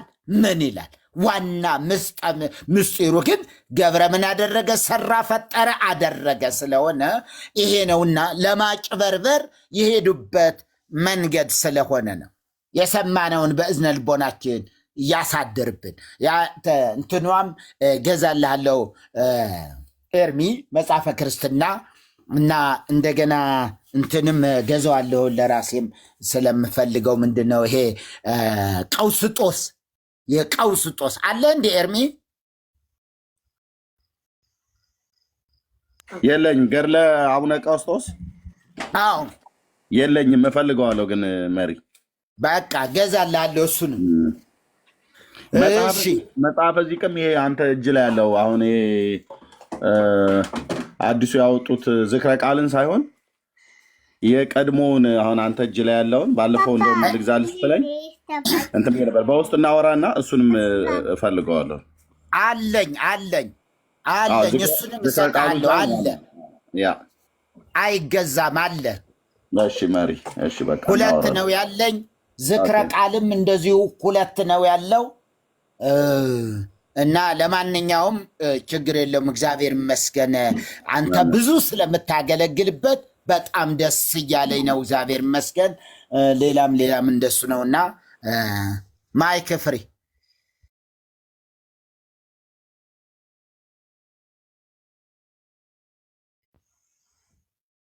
እንትን ኤርሚ የአዲስ ኪዳን መምህር የብሉይ ኪዳንና የአዲስ ኪዳን መምህር እንደሆኑ ታውቃለህ? አቡነ ገብርኤል አዎ፣ ደብረ ሊባኖስ እንደተማሩ በጉባኤ ትምህርት ቤት እዛ እንደተማሩ ኢንፎርሜሽን ሰምቻለሁኝ እና የተማሩ ሰው እንደሆኑ ሰምቻለሁ። በጣም ጥሩ። ትንሽ በዚህ ሳምንት የሆነ እንትንልና ስልካቸውን አመጣልሃለሁ። በውስጥ ደውለህ ታናግራቸዋለህ፣ ታበረታቸዋለህ። በጣም ደስ ብሎናል፣ ይበርቱ አባታችን ብለህ በደንብ እንትን እንድትላቸው ስልካቸው ሁሉ እሰጣለሁ። እደውላቸዋለሁ። መጀመሪያ አነጋግሬ። በጣም ጥሩ። እሺ መሪ፣ እሺ ኦኬ። ተባረኩ ወንድምነት። ኤፌ እንኳን ደህና መጣህ። ቤካ አፍሪካ ስንት ሰዓት ነው? እንዳይተኛ ብለን ነው። ሚስት ገና አላገባም፣ የሚቀሰቅሰውም የለ። ከተኛ በዛው ነው የሚተኛ። ሚስቱ ጋር እንኳን ደውል እንዳንል ገና አላገባም። ቤካይ ወይ አባኮ ወይ እንዴት ነው? ስንት ሰዓት ነው እናንተ ጋር? እኛ ጋር ክሎስቱ እንትን ሚድናይት ሊሆን ነው። እንትን ሚድናይት ምድር ይባለው እኩለ ሌሊት ነው ይባለው። እኩለ ሌሊት መተኛት አለብህ። ነገ ስራ አለህ አይደል? ነው መቆየት ትችላለህ። ያ እስከ 1 ሰዓት መቆየት ይችላል። ችግር የለውም። ከፈለግ እስከ አንተ እስክትረጋጋ ድረስ ተረጋግተሃል። አንተ መክፈት ከቻለች ጠዋት ነው ከልጆቼ ጋር ነኝ ያለሁት። ግን ኤፍኤም እዚህ ስለመጣ በቃ የምትሉትም በሉ። አይ ቲንክ እንቅልፍህን እንትን እንዳይልብህ ብዬ ነው። ኮሚሽንን ስናብራራ ምን እንላለን መሰለህ? ወይም ሪዴም አድርገዋል አለምን ስንል ሰው ልጅ እንግዲህ ትእዛዝን ተላልፎ ታውቃለህ፣ ከእግዚአብሔር ህብረት ተለይተዋል አይደል? በሞት በጨለማ በስርዓት ውስጥ ነበር የነበረው። ለምን? የጽድቅን ጥያቄ አጉድለዋል ሰው። ያን የጽድቅ ጥያቄ የሚመልስ ሰው ተፈለገ፣ ግን አልተገኘም። በሰው መካከል በቃ ተፈልጎ ሁሉ ኃጢአት ሰርተዋል፣ እግዚአብሔር ክብር ጎሏቸዋል እንደሚል አልተገኘም። በቃ የጽድቅን ጥያቄ መመለስ የሚችል ሰው አልተገኘም። ከዛ ምንድን ነው ካልተገኘ በቃ ሰው ለዘላለም በጥፋት ለዘላለም በሞት በጨለማ በስርዓት ውስጥ ነው የሚቀረው ማለት ነው። ስለዚህ እግዚአብሔር ግን በዛ እንዲቀር አልፈለገም። ሰው የገዛ ክንዱ መድኃኒት አመጣችለት እንደሚል ሰው ልጅ በዘላለም ጨለማ ውስጥ ስቃይ፣ ሞት ውስጥ እንዲኖር ስላልፈለገ ራሱ አምላክ አይ ሰው ሆኜ አድነዋለሁ አለ። ሰው ሆኜ የጽድቅን ጥያቄ መልስና አድነዋለሁ አለ። አየህ፣ ከሰው ልጆች መካከል የጽድቅን ጥያቄ መመለስ የሚችል አልተገኘም። ስለዚህ በቃ እኔ ሰው ልሁንና ያ የተጠየቀውን ያጎደለውን ያን የጽድቅ ጥያቄ ልመልስና ሰውን ላድን አለ። ከዛስ እንደምታውቀው ከስላሴ አካላት መካከል አንዱ የሆነው እግዚአብሔር ወልድ ድህረ ዓለም ከቅድስት ድንግል ማርያም ተወለደና ሰውነትን ገንዘቡ አደረገ። ኦኬ። ስለዚህ በእኔና በአንተ ምትክ እኔና አንተ መቀጣት የነበረብንን እኔና አንተ መክፈል የነበረብንን እሱ ከፈለልን። ኦኬ። ራሱን አሳልፎ ሰጣና ዓለምን ነፃ ወጣ። ስለዚህ ኢየሱስ የዓለም ቤዛ ነው እንላለን። ለምን? ዓለም የታረቀው በእሱ አማካኝነት ስለሆነ፣ ዓለም ከጨለማ እስራት ነፃ ያወጣው ከሞት ወደ ሕይወት የመጣው በአንዱ በእግዚአብሔር ልጅ በኢየሱስ አማካኝነት ስለሆነ ለእኛ ብሎ ኦኬ ራሱን አሳልፎ የሰጠ በእኛ ምትክ እሱ ቅጣታችንን የተቀጣልን እሱ የእግዚአብሔር ልጅ ኢየሱስ ስለሆነ ቤዛችን ነው እንለዋለን። የዓለም ቤዛ ብለህ ማርያም ካልክ ዓለምን አድናለች ማርያም እያልክ ነው። ይሄ ግፍም ነው። እውነት ለመናገር ግፍም ነው። አሁን ማርያምን የፈለገ ልትወዳት ትችላለህ። የጌታ እናት ማርያምን የፈለገ ግን ስትወዳት ቢያንስ እሷን አትሰማም እንዴ? እኔ የምትወደኝ ከሆነ እኮ ኢየሱስ ራሱ ምን አለ መሰለህ? የምትወደኝ ከሆነ አለ ቃሌን ትጠብቁ አለ። የሚወደኝ ቃሌን ይጠብቃል አለ። ባትወዱኝም ቃሌን አትጠብቁም አለ። ማርያምን የምትወድ ከሆነ ማርያምን እንኳን አትሰማም እንዴ? ማርያም እኮ መድኃኒቴ ጌታዬ ነው የምትለው። መድኃኒቴ ማለት ምን ማለት ነው? እሷም ልክ እንደ ሰው ልጆች ሁሉ መድኃኒት የሚያስፈልጋት ነበረች ማለት ነው። ጌታ ከመምጣቱ በፊት መድኃኒት ያስፈልጋት ነበር። እሷ ራሱ መድኃኒት የሚያስፈልገው ጤነኛ አይደለም መቼስ በሽተኛ ነው። ኢየሱስ ራሱ እኔ ለጤነኞች አልመጣሁም ለበሽተኞች እንጂ አለ። ጤነኛ መድኃኒት አያስፈልገውም አለ። ስለዚህ ማርያም እንኳን ታውቃለች መድኃኒቷ እሷ እንደሆነ። ኢየሱስ ደሙን በማፍሰሱ ነው ማርያም ራሱ ከበሽታው የተፈወሰችው ልክ እንደ ሰው ልጆች በሙሉ ማለት ነው። ኦኬ። ስለዚህ አንተ ማርያምን እንኳን ራሷን አልሰማም ብለህ እሷ የዓለም አዳኝ ነች የዓለም ቤዛ ነች ስትል ያ በጣም በጣም ማርያምንም መሳደብ ነው፣ የእግዚአብሔር ልጅ ኢየሱስንም መሳደብ ነው። በፍጹም በእንደዚህ አይነት የምንፍቅና ሁሉ መጨረሻ ምንፍቅና ይሄ ነው በነገራችን። ኦኬ ኤፍሬም አንተ ያልከው ነገር እንዳለው ሆኖ አሁን አንተ ያልከው እመቤታችን ጌታችን ኢየሱስ ክርስቶስ እንድናከብርና እሱ ያለው እንድናከብር እየነገረችን እንዳለን የነገርከናል። ያኔ ትህትና እንትን ያመጣው እሱ እናቱ እንድናከብር አልነገረንም ማለት ነው እንዴ? ማርያምን ማክበር ግድ ይላል እንዴ? ማርያምን ማያከብር ሰውማ ጌታን አከብራለሁ ማለት አይችልም። ያ ቤዛ ቤት ነው። በማን ነው የተወለደው? የዓለም ቤዛ የተወለደው በስጋ ከድንግል ማርያም ነው የተወለደው። ስለዚህ እሱ ስለወለደችልን ነው እኛ ኢትዮጵያ ኦርቶዶክስ ቤተክርስቲያን ቤዛ የምንላት። እንዴ ማንም ሊሸከም ለዛ እኮ ማንም ሊሸከም የማይችለውን ነው እሷ የተሸከመችው። እንደሱ አይደለም የሚሆነው፣ እንደሱ አይደለም የሚሆነው። አንተ ኦልሬዲ ስለወደድካት እኮ ዝም ብለህ እያነሳህ እኮ አትለጥፍም እኮ እንዴ። አሁን እኮ ስለወደድካት ከኢየሱስ እየነጠቅ ለማርያም ትሰጣለህ ማለት እኮ አይደለም። ያንን እያደረግኩ አይደለም አረክ እንጂ ዓለምን ያዳነችው ነው። ኢየሱስን ስለወለደች የዓለም ቤዛን ስለወለደች አልክ። እሺ የዓለም ቤዛን ስለወለደች ምን ይሁን? ዓለምን አዳነች ትላለህ። ስለዚህ ዓለምን ያዳነው ኢየሱስ አይደለም ማለት ነው።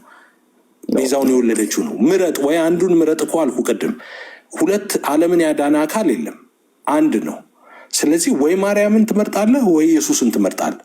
እሱ ያለበት ነው ማለት ነው። ያው እዚህ ጋር እኮ እያልን ያለበት ያው እየገለጽንበት ያለበት ምክንያት ምንድን ነው? እሷ ቤዛዊት ዓለም ብለን ስንጠራት ክርስቶስን በመውለዷ ነው። አምላክን እሳትን በመሸከሟ ነው አይደል እንዴ? ማንም የማይችለውን የሰለቻለችው ነው።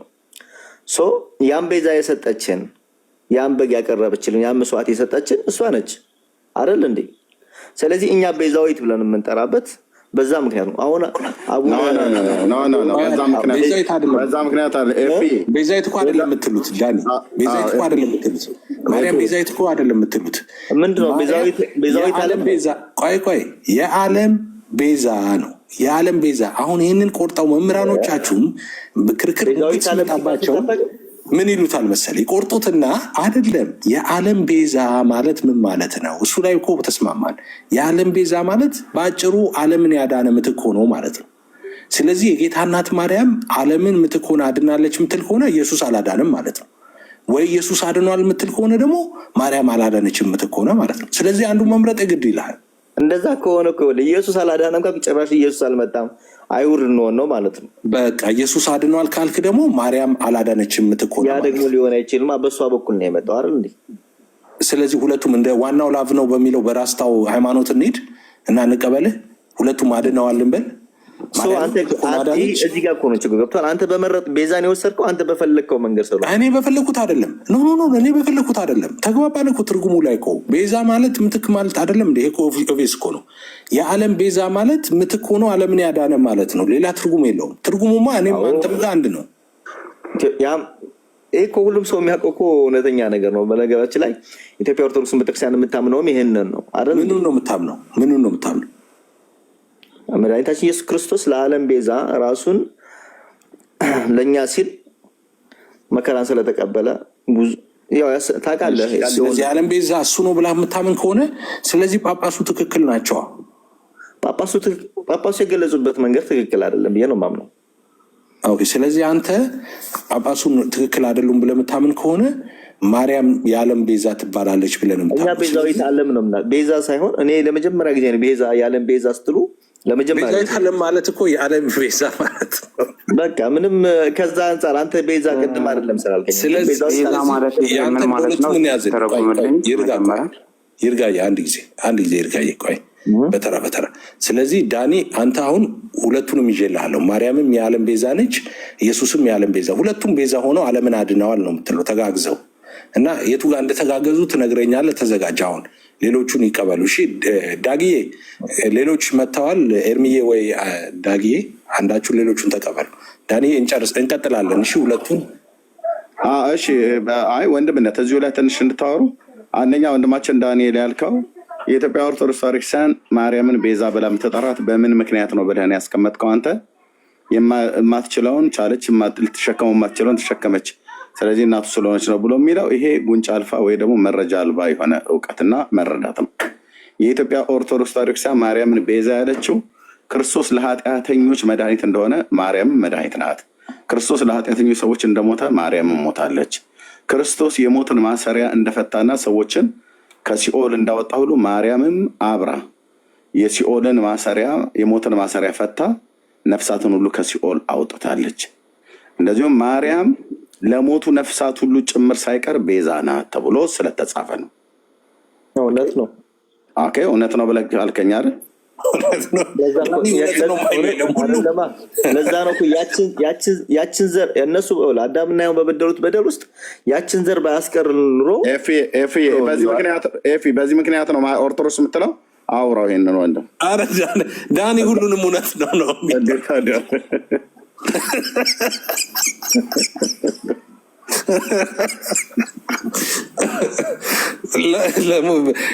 ነፍሳትን ከሲኦል ታወጣለች ማርያም። ዳንዬ አማላጅ ነች ብለን እናምናለን። አይ ቆይ ነፍሳትን ከሲኦል ታወጣለች ማርያም? አዎ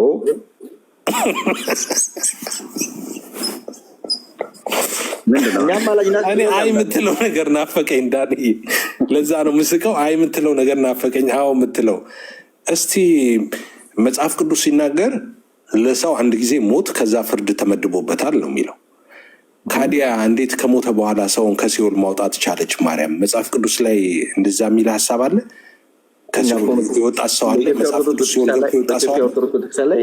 መጽሐፍ ቅዱስ ኦርቶዶክስ ቤተክርስቲያን ላይ መጽሐፍ ቅዱስ ብቻ ገድላትንም ብዙ ታምረ ሁሉንም እንቀበላለን። ስለዚህ ይህ መጽሐፈ ቢቸግር ላይ ነው ያለው ያሁኑ አይደለም። እንደዛ ሳይሆን ፈጣሪን የወለደች ስለ ማቴዎስ ወንጌል ምዕራፍ 40 ላይ ይኸው አይደል ጻድቅ ስለ ጻድቅ የሚለው። ስለዚህ አሁን እኮ እያልከኝ ያለው ማርያም ማቴዎስ ላይ እዛ ላይ ያለው ሲኦል ገባና ሰውየው መጽሐፍ ቅዱስ ሁለተኛ ክፍሉን እንዳጠቅሰው ሲኦል ገባና ሰውየው ጭራሽ ውሃ ልውጣም አይደለም ያለው፣ ለአልዓዛርን ስደድልኝ ውሃ ጣቱን ነክሮ ምላሴን ያረስ ሲለው አብርሃም ያለው ኖ ከዚህ ወደዛ መምጣት አይቻልም፣ ከዛም ወደዚህ መምጣት አይቻልም፣ በመሀል ትልቅ ገደል አለ ነው። ጭራሽ መልእክት አሁን እየጠቀስ ያለው ሉቃስ ወንጌል ላይ ነው። ማቴዎስ ወንጌል ላይ የጠቀሰው ግን ስለ ጻድቅ የሚለው ቀዝቃዛ ውሃ እንኳን በስሜ ቢያጠጣ የጻድቁን ዋጋ ይወስዳል የሚለው ላይ ነው። የጻድቁን ዋጋ ይወስዳል ማለት ከሲኦል ይወጣል ማለት ነው። የዛን ሰው ዋጋ ወሰደ ማለት ምን ማለት ነው? እሱንም ይኸውልህ ጻድቅን በጻድቅ የተቀበለ ሰው ነው። እሱንም ይኸውልህ በተጣመመ መንገድ ነው የሚነግሯቸው። ይኸውልህ እዛ ጋር ኢየሱስ በተለያዩ ክፍሎች ላይ ይነግራቸዋል። ወደ ከተማ ግቡ ንገሯቸውና ምስራችሁን ካልተቀበሏችሁ ግን የእግራችሁን ትቢያ አራግፋችሁ ውጡ፣ ለዛች ከተማ እንደዚህ እያለ ይናገራል። ያ ማለት እናንተን ለሚቀበል ማለት ሰዎቹን መልእክታቸውን ስትቀበል ነው ሰፖርት የምታደርጋቸው። ኦኬ ስለ ቀዝቃዛ ውሃ የሚያነሳው እሱ ነው። ሰፖርት ስታደርጋቸው መልእክታቸውን ተቀብለህ ነው። አንድ ነብይ ነኝ የሚል ሰው የነብይን ዋጋ የሚለው ለምሳሌ ነብይ የሚባል ነብይ መጥቶ መልእክት ሲነግርህ ያን ቀን ነው የአባት ልጅ ተብለህ የምትጠራው ብዬ ሲጠይቅ ያለ ምክንያት አይደለም። ሁለተኛው ሐዲስ ደግሞ አላህ ሰውን ገና ሲፈጥር ገና በእናቱ ማህፀን እያለ የ120 ቀን ወይንም የ4 ወር ህፃን ሲሆን ምንድነው ፊቴሱ መልአክ ላክበትና በሆነ ነገር 4 ነገሮችን እጽፍበታል ይላል ሐዲሱ። ቢከትብ ርዝቂሂ ወዐመሊሂ ወአጀሊሂ ወሸቂዩን አው ሰዒዳ። ቢከትብ ርዝቂሂ በምድር ላይ የሚመገባቸውን ሲሳዮችንም ገና በ120 ቀኑ ይጻፍበታል አለ። ከዛ ውጭ መብላት አይችልም ብሎ ወአጀሊሂ መቼ እንደሚሞት በዛን ቀን ይጻፍበታል አለ። ወሸቂዩን አው ሰዒዳ የተከፋ የገሃነም ሰውና ደስተኛ የጀነት ሰው መሆኑንም በዛ ቀን ይጻፍበታል አለ። አንተ ከነኛዎቹ መካከል የትኛ ጎራ ውስጥ ነው ያለኸው? ለገሃነም ከተፈጠሩት ነህ? ለጀነት ከተፈጠሩት ነህ?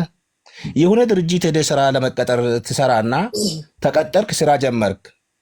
ስራን ከጀመርክ በኋላ ይሄ ድርጅት ሊከፍልኝም ይችላል ላይከፍልኝም ይችላል፣ ግን ግዳጄ ስራውን መስራት ነው ብለህ አምነህበት ትገባበታለህ። እኔ የማምነው እስልምና ማለት ነው ቀጥተኛው መንገድ ነው ለሁሉም የሰው ልጆች ማለት ነው። ቀጥተኛው መንገድ ነው። ነቢዩም ሲጣሩ የነበሩት ወደ ቀጥተኛው ነው። ለአረቡ አይደለም፣ ለጥቁሩ፣ ለማንኛውም አይደለም። ከዛ አልፎ ደግሞ እኔ እዚህ ጋር ስራዬ ያልኩ መጀመሪያ አንድ ቤት ልትገባ ስትል ቁልፍ ያስፈልጋል። ገብቶሃል አይደል? እኔ አሁን እስልምና ትክክል ነው ትክክል አይደለም ብዬ ጠይቄሃለሁ። እኔ ቆይ የኔ ጥያቄ እስልምና ትክክለኛ ሃይማኖት ነው አይደለም ብዬ ጠይቄሃለሁ። ኖ ለጠየቀኝ ጥያቄ ልንገርህ፣ እኔ ልመለስልህ። የጠየቅኩ እኮ ገና በእናትህ ማህፀን የገሃነም መሆንም ይጻፍብሃል፣ የጀነት መሆንም ይጻፍብሃል፣ ቅድመ ውሳኔ ይጻፍብሃል እያልኩ እስልምና ትክክለኛ መንገድ ነው ማለቱ ትክክለኛ መልስ ነው። ሁሌም እንካ ልንገርህ፣ ሁሌም እስልምና ማለት ነው በጣም የጸዳ ትክክለኛ መንገድ ነው። አንተ ከፈለግህ አትመንበት፣ እኔ እሱ አይገባኝም እኮ ለአንተ አንተ የምታምንበት መንገድ ትክክለኛ ሆኖ ሊታይ ይችላል። እኔ እዚህ ጋር የጸዳ መሆኑ እስካሁን እኮ ሰማን። ቀጥተኛ ነው የጸዳ ነው ብለህ ያልከው ሃይማኖትህ አንተን እንኳን ራሱ የት እንደሚያደርስህ እንኳን አላወቅም። ከሞት በኋላ የት እንደምትገባ እንኳን አላወቅም። እንዲሁም አንተን ብቻ አይደለም ነቢይህን ራሱ መሐመድ ብለህ የምትጠራው እሱ እንኳን ራሱ የት እንደሚገባም እኔም ራሴ እርግጠኛ አይደለሁም ነው ብሎ ያላል። ሚዩት አድርገው እንደሚ ካልሆነ ጨርሳ ልታቻ ወርዳለሁ። ሚዩት አድርገው እርሜ ሳታወርደው አንድ የቁርአን ክፍል ላንብብለትና እንዴት ሚፍታንና ዳንኤልን አንድ ላይ እንዳስቀመጥከው ግራ ገባኝና የሆነ የቁርአን ክፍል ትዝ አለኝ።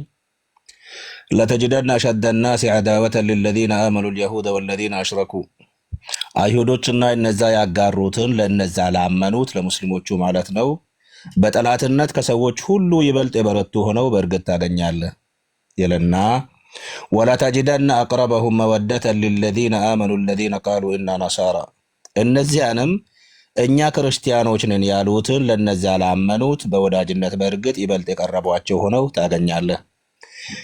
ذلك بأن منهم قسيسين ورهبانا وأنهم لا يستكبرون ይህ ከእነርሱ ውስጥ ቀሳውስትና መነኮሳት በመኖራቸውና እነሱ የማይኮሩ በመሆናቸው ሙስሊሞችን ይበልጥ የሚወዱ ሆነ ታገኛለህ ይላል ቁርአኑ። አማርኛው ካልገባኝ እርሜ እንዴት ነው? እኔ ትንሽ አማርኛ ሁለተኛ ቋንቋዬ ነው። ኧረ በደንብ ነው ያስቀመጥከው ኡስታዝዬ፣ በደንብ ይሄ እኮ ግልጽ ነው። መልካም ስራ ስሩ ብሎ አለን ብለው ያሉት አላህ ያው ሰውን እስከ መግደል ድረስ አይሁድና ክርስቲያኖችን በመግደል የዘላለም ሕይወት ታገኛላችሁ ነው ብሎ የሚለው። ስለዚህ ይሄ ነው ቀጥተኛ መንገዴ ነው ብለህ የምትለው። ቁርአን እንደዚህ ነው የጻፈው አይደለም።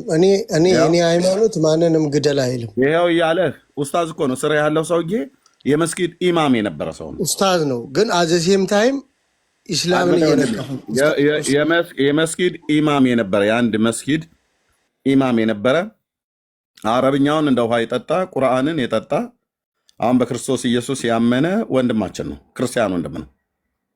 አየህ። ስለዚህ አሁን ኡስታዙ ሲነግርህ እዚህ ሲያነብልህ ቁርአኑን አውጥቶ ሲያነብልህ ሃይማኖቴ እንዲህ አይልም አትበል። የተነበበው እኮ ቁርአን ነው። ቁርአንን የማታምነው ከሆነ አላምንም በል እንጂ ቁርአንህ መልካምን ስራ ሰርታችሁ ገነት ትገባላችሁ ብሎ ከሚለው ውስጥ አንዱ መልካም ስራ ከሆነ ቅድም ኡስታዝ እንዳለው አይሁድና ክርስቲያንን እኮ ገልህ ገነት ትገባለህ ነው ብሎ የሚልህ። የኔ ሃይማኖት አይሁድ ምናምን ግደልና ጀነት ትገባለህ የተነበበ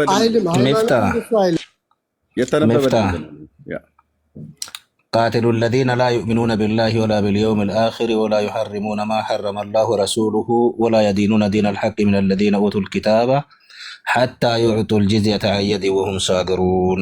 ከነዛም መጽሐፍን ከተሰጡ ሰዎች እነዚያንም በአላህና በመጨረሻው ቀን የማያምኑትን አላህና መልእክተኛውም እርም ያደረጉትንም እርም የማያደርጉትንና እውነተኛውንም ሃይማኖት የማይቀበሉትን እነርሱ የተዋረዱ ሆነው ግብርን በእጆቻቸው እስከሚሰጡ ድረስ ተዋጓቸው አለ።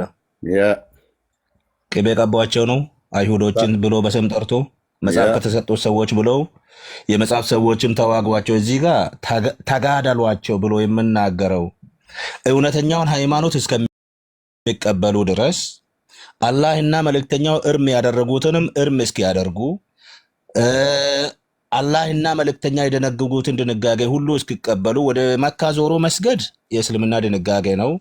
እኔ ወደ መካ ዞሬ አልሰግድም፣ አምላኬ መንፈስ ነውና በእውነትና በመንፈስ ልሰግዱለት እንደነዚህ ያሉትን ይሻል ብሎ ዮሐንስ 4:24 ላይ እንደተናገረው እግዚአብሔር መንፈስ ነው ብዬ ነው የማምነው። ወደዛ መዞር ድንጋጌ ነው። ወደዛ የማይዞሩትን ግደሉ ካለ እውነተኛውን ሃይማኖት የማይቀበሉትን አለ እስልምናን አልቀበልም ባልኩበት ለምንድን ነው ግዲያ የሚታወጅብኝ? እስልምና ሰውን አያስገድልም ብለህ ላልከው ነገር ይሄኛው ቁርአን ከኪሴ ያወጣሁት ነው።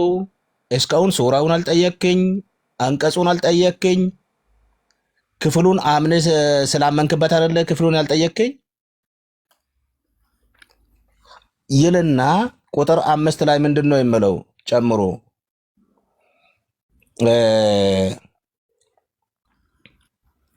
فإذا انسلخ الأشهر الحرم فاقتلوا المشركين حيث وجدتموهم وخذوهم واحصروهم واقعدوا لهم كل مرصد فإن تابوا وأقاموا الصلاة وآتوا الزكاة فخلوا سبيلهم إن الله غفور رحيم የተከበሩትም ወሮች ባለቁ ጊዜ አጋሪዎችን ባገኛችሁባቸው ስፍራ ግደሏቸው። ቅቤ ቀቧቸው ነው እያለ ያለው። ባገኛችሁባቸው ስፍራ ሁሉ ግደሏቸው፣ ያዟቸው፣ ክበቧቸው። ለነሱ መጠባበቅ በየመንገዱ ተቀመጡ። ብጸጸቱም አለ በግድ ሶላትንም በደንቡ ቢሰግዱ ግዴታ መጽዋዕትንም ቢሰጡ መንገዳቸውን ልቀቁላቸው። አላህ መሐሪ አዛኝ ነው። ምህረትን የሚለግሰው አንተ እስልምና ስትቀበል ብቻ ነውና ሐታ ላ ተኩነ ፊትነቱ ወየኩነ ዲኑ ኩሉሁ ሊላህ ሃይማኖት ሁሉ ለአላህ ብቻ እስከሚሆን ድረስ ተጋደሏቸው ብሎ ያለውን እስልምናችን አይገልም። እስልምናችን በዚህ አያዝም።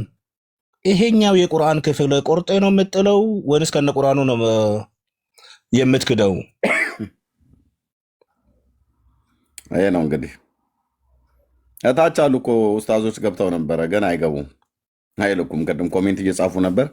ሞዴሬተሮች ሚዩት አድርጓቸው።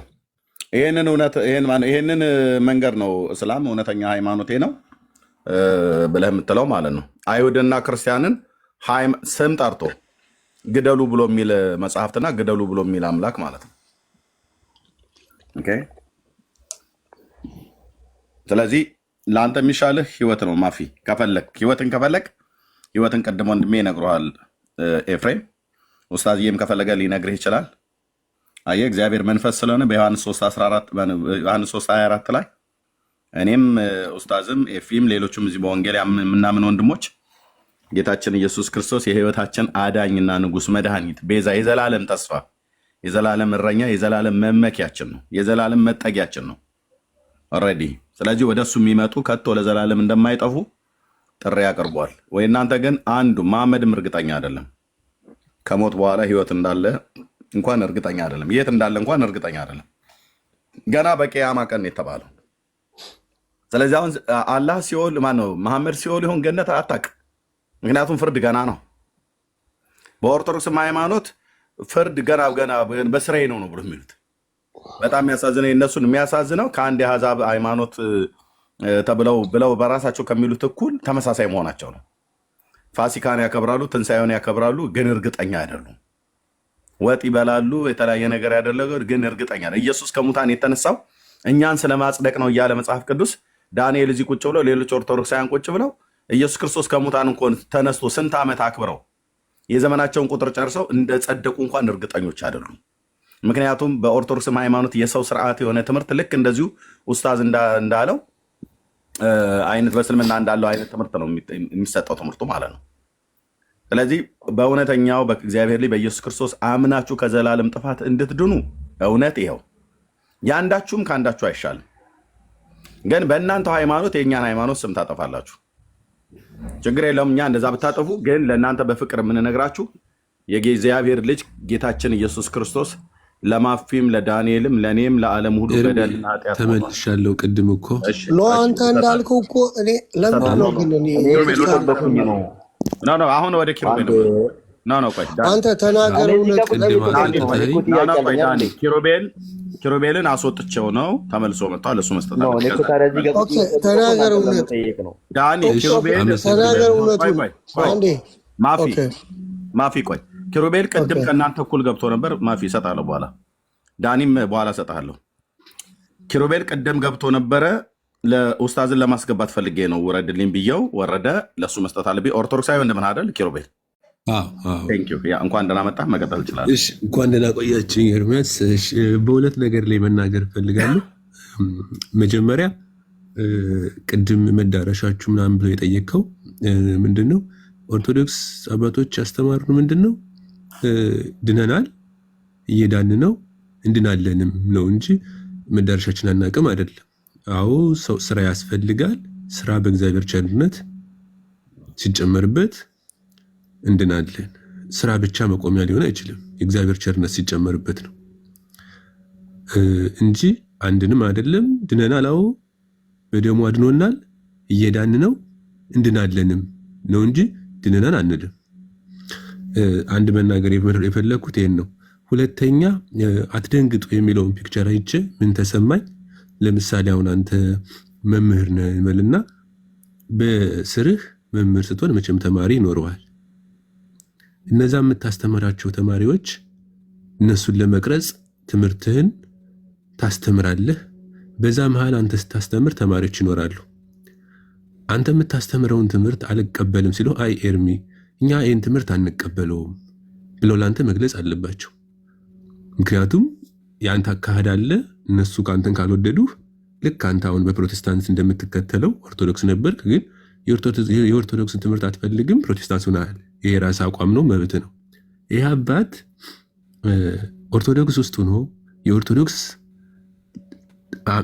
ምዕመናኑን አስተምራለሁ፣ ኦርቶዶክስ ባስተማረችኝ መሰረት አስተምራለሁ ብሎ ከገባ ኦርቶዶክስ የምትለውን ነው ማስተማር ያለበት፣ ሌላ ድብቅ ዓላማ ከሌለው። እኛ ቤት አንቱ እያልክ አውራ፣ አንተ እያልክ እንድታወራቸው አንፈልግም። ትልቅ አባት ናቸው፣ ጳጳስ ናቸው። አስጨርሰኝና መጨረሻ ላይ ትነግረኛለህ። ችግር የለም። ስርዓት ነው። እኔ ንግግር ላይ አይደለም ሀሳብ የሰጠሁት። አንቱ በል አንተ እያልክ ልጠቅልልና አንቱ ምልበት የራሴ ምክንያት ስለማልበት የራሴ ምክንያት ስላለኝ ነው። እኔ ባላከብር አይከብርም፣ እኔ ባከብር አይከብርም፣ ዝቅ ባረግ ዝቅ አይልም። ስለዚህ ሁሉንም የሚያከብር እግዚአብሔር ራሱ አትቀብልም ማለት ነው። አፖስቶሊክ ሰክሴሽን እያላችሁ አሁን እኮ አይደለም። አንዴ ብጨርስና መጨረሻ የምስመው ኤፍሬም ነኝ እኔ የማወራ። አንቱ እያልክ አውራ። ጳጳስ ናቸው እኮ። እሱን እኮ ሊነግርህ እኮ ነው። መጨረሻ ላይ ስትረዳኝ እሱን እና ልጨርስ። ችግር የለም ወንድምነት። እንግዲህ አንተ በቅንነት ምን ያህል ሪስፔክት እንደምናደርግ የወንጌል አማኞች ኤፍዬ ያለው አባቶችን ማንኛውም ከእስልምናም ሃይማኖት ይሁን ከኦርቶዶክስም ሃይማኖት ከእኛም ጋር ቢሆን አባቶችን ስናወራ አንድ ኡስታዝ ቢመጡ ከእስልምና ሃይማኖት ወይ አንድ ሼካ ቢመጡ አንቱ ብለን የምናወራው በቤተክርስቲያን በምድራችን በባህላችን እንኳን ራሱ ማለት ነው። አሁን እዚህ ጋር የሚያሳየው ኤፍዬ ቢያንስ አክብረህ ሪስፔክት አድርገህ እንደ ቆይ አውራ ነው ብሎ ያለው እሱ አላወራም ብሎ አለ። እግረ መንገድ እንግዲህ አባቶቻቸው ምን ያህል እንደማያከብሩም ነው የምታዩት። ከወንድማች ከኪሩቤል መቀጠል ትችላለህ። አንተ ደግሞ ወይዘሮ እያልካቸው መቀጠል ትችላለህ። ጎሄድ። እሺ አሁን ይህ ሰውዬ ድብቅ ዓላማ ከሌለው ኦርቶዶክስ ያስተማረችውን ትምህርት ለምዕመናኑ ማካፈል አለበት። ወይም ደግሞ ልክ እንደናንተ አይ ይሄ ትምህርታችሁን አልቀበልም ብሎ ከሃይማኖቱ መውጣት። ትምህርቷን ሳትቀበል እንዴት የቤተክርስቲያኑን ማድረግ ትቀበላለህ?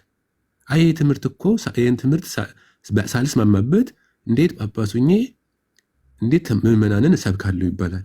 የፖለቲካ አጀንዳ ከሌለው በደንብ ትምህርት አላቸው። የቤተክርስቲያን ትምህርት አላቸው። ኤርሚ አንተ ተንኮል ስትቀስብ እኮ መጀመሪያ እኮ ዘንድ ኦርቶዶክስን ለምትቃወም በኦርቶዶክስ ትገባለህ፣ መስለህ ትገባለህ፣ የበግ ለምት ትለብሳለህ፣ ብዙ ዓመት ታገለግላለህ። መልስልኝ።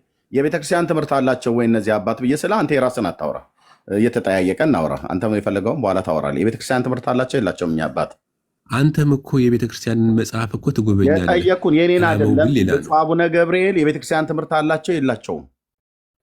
አሁን ስለ እርሳቸው አላቸው የላቸው ሙሉ መረጃ የለኝም። ሙሉ መረጃ የለም። ስለዚህ የቤተክርስቲያን ትምህርት ቢማሩ ኖሮ ብልሃት በላ የብሉይ ኪዳን ታውቃቸዋለሁ ስትለው በደንብ አውቃቸዋለሁ እኮ ብለዋል እኮ። ታዲያ አላቃቸውም።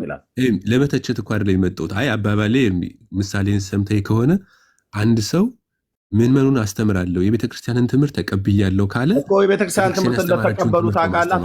አሁን እኚህን ሰውዬ እያልክ ማነው? ይሄ ሰውዬ እያልክ አንተ በምትናገረው መጠን ብፁዕነታቸውን ግን አንተ የምታውቃቸው በምን እንደምታውቃቸው በትምህርታቸው ጭምር የምታውቀው ወይስ በምን እንደምታውቀው? አይደለም በትምህርታቸው አላውቃቸውም፣ ሙሉ በሙሉ አላውቃቸውም። ግን መናገር የፈለግኩት እኮ አድመጠኝ። ስለዚህ እንኳን አንተ አይደለህም ሌሎቹም ራሱ እንኳን ደፍረው ሊናገሩ ከሚችሉበት ሌሎቹ ካህናትና ዲያቆናት ማለት ነው በሳቸው የጳጳስነት በጵጵስና ማዕረግ የተሾሙ ሰዎች ካልሆኑ በስተቀር ወይ ደግሞ በሳቸው በተማሩበት መጠንና ልክ የተማሩ ሰዎች ካልሆኑ በስተቀር የብሉይ ኪዳንና የአዲስ ኪዳን መምህር እንደሆኑ ወቀሽ። ይሄ ማለት መጽሐፍ ቅዱስን ሙሉ በሙሉ ጠንቅቀው የሚያውቁ ማለት ነው። ሌላውን ሙያቸው ሌላውን ትምህርታቸውን ትችል ማለት ነው። ኦኬ። እኔ ግን ሀሳቤን ግን ተረድተኸኛል? ምኑን ሀሳብህን የምረዳሁ ምኑን ሀሳብህን የምረዳሁ አንድ ሰው በቤተክርስቲያን ገብቼ ምናምን አስተምራለሁ የቤተክርስቲያን ትምህርት ተምረው ቢሆን ኖሮ ትላለህ። ጉባኤ ቤት ደብረ ሊባኖስ ቁጭ ብለው የተማሩ ደግሞም ጉባኤ ዘርግተው የሚያስተምሩ ናቸው። የምስራቅ ሸዋ አህጉረ ስብከት ሊቀ ጳጳስ ናቸው። አሁን ባለው ደረጃ ስልጣን አላቸው። ካህናትን የሚሾሙ ዲያቆናትን የሚሾሙ ታቦት ባርከው ቀድሰው በቤተክርስቲያኒቱ አስተምሮት መሰረት ካልተጠቀምክበት መላእክት ብትሆንም አድንም እኮ እንደሳይ በቃ ቻለው። አሁን እንግዲህ ብራዘር አትደንግጡ በል። አሁን የምትለው ነገር አይደለ። እኔ እያልኩ ያለሁት የእናንተ ዓላማ ሴራ ሊሆን ይችላል ሀሳባቸው። ድንጋጤ ነው ወንድምዬ፣ ይገባኛል። ድንጋጤን አትደንግጡ ብለዋል። እንግዲህ የምትይዙት የምትጨብጡትን አጣችኋል። መናገር ትችላለህ። ቀጥል። አይ እንደሱ ሳይሆን ታዲያ ለምን ከመጀመሪያው ትምህርቷችሁን የምትይዘው ምናምን የምትለው ትክክል አይደለም። ይህን ሰውዬ አውርዱት እህትየው። ኖ ትክክል አይደለም እህትየው። መርሲ ወይ አውርጄዋለሁ። እኔ ልጠይቅ ኤርሚ፣ አዘጋያችሁኝ እኮ ኤርሚ ስልክ ይዟል መሰለኝ። እንትን አለብኝ፣ ፖዝ አረገብኝ። ምንድን ነው ፖዝ አረገብኝ። ኦኬ ሙስሊሙን ታች አስወርጀው ጨርሷል ማለት ነው። እሱ አውርቼዋለሁ። ኤርሚዬ ኤርሚ እኔ ልጠይቅ። እኔን ቆይ ዳኒ ትጠይቃለህ። እሺ ኪሩቤል የምጨርሰው ነገር አለ። አይ ቅድም ታዞን ስለሄደ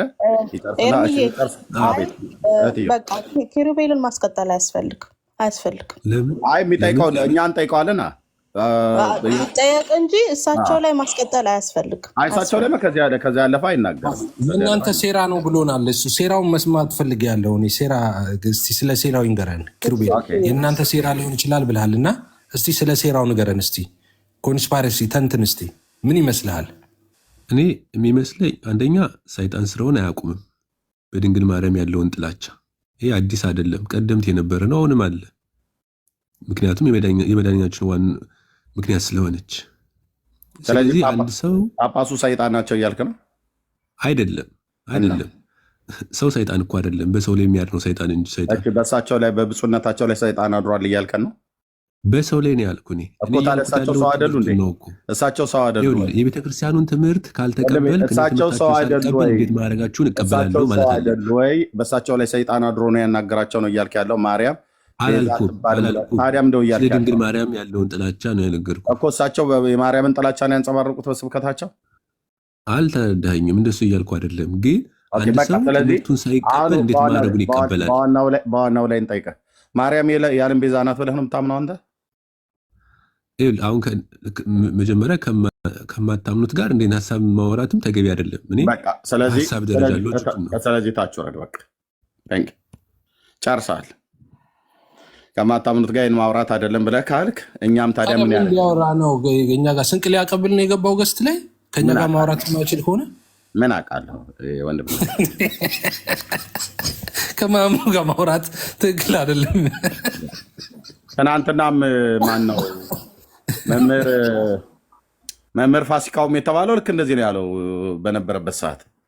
እኔም ስጠይቀው ዲያቆና ጊዜም ሲጠይቀው አይ ከማታምኑበት ጋር እናወራም እያሉ ማለት ነው። ታዲያ ምን ልታረጉ ገባችሁ? ያው ይሄንን ብለው የሚሉት መልስ ስለሌላችሁ ማለት ነው። እና ይህን ለምን ሌላ ሰው ካለ መምጣት ይችላል። ሌላ ሰው ካለ መምጣት ይችላል። ሌላ ኦርቶዶክሳዊ ማለት ነው። ሌላ ኦርቶዶክሳዊ ቴንክ ዩ። ሌላ ኦርቶዶክሳዊ ካለ ብቻ መምጣት ይችላል።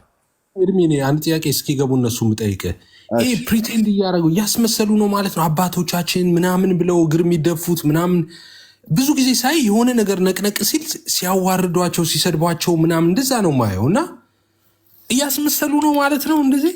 አዎ ግብዞች ናቸው። የእውነቱን ስነግረ ማለት ነው ራሱ የዝቅ ዝቅ ምናምን ነገር ብለው የሚሉት ጉልበት ጎንበስ ጎንበስ ብለው የሚሉት እንደ ባህል ሆኖ ግን የማያደርጉት ከልባቸው የማያደርጉት እንደው ትሁት ነው ምናምን ነገር ተብሎ ለመባል የሚያደርጉት እንጂ የእውነት አይደለም አልኩ።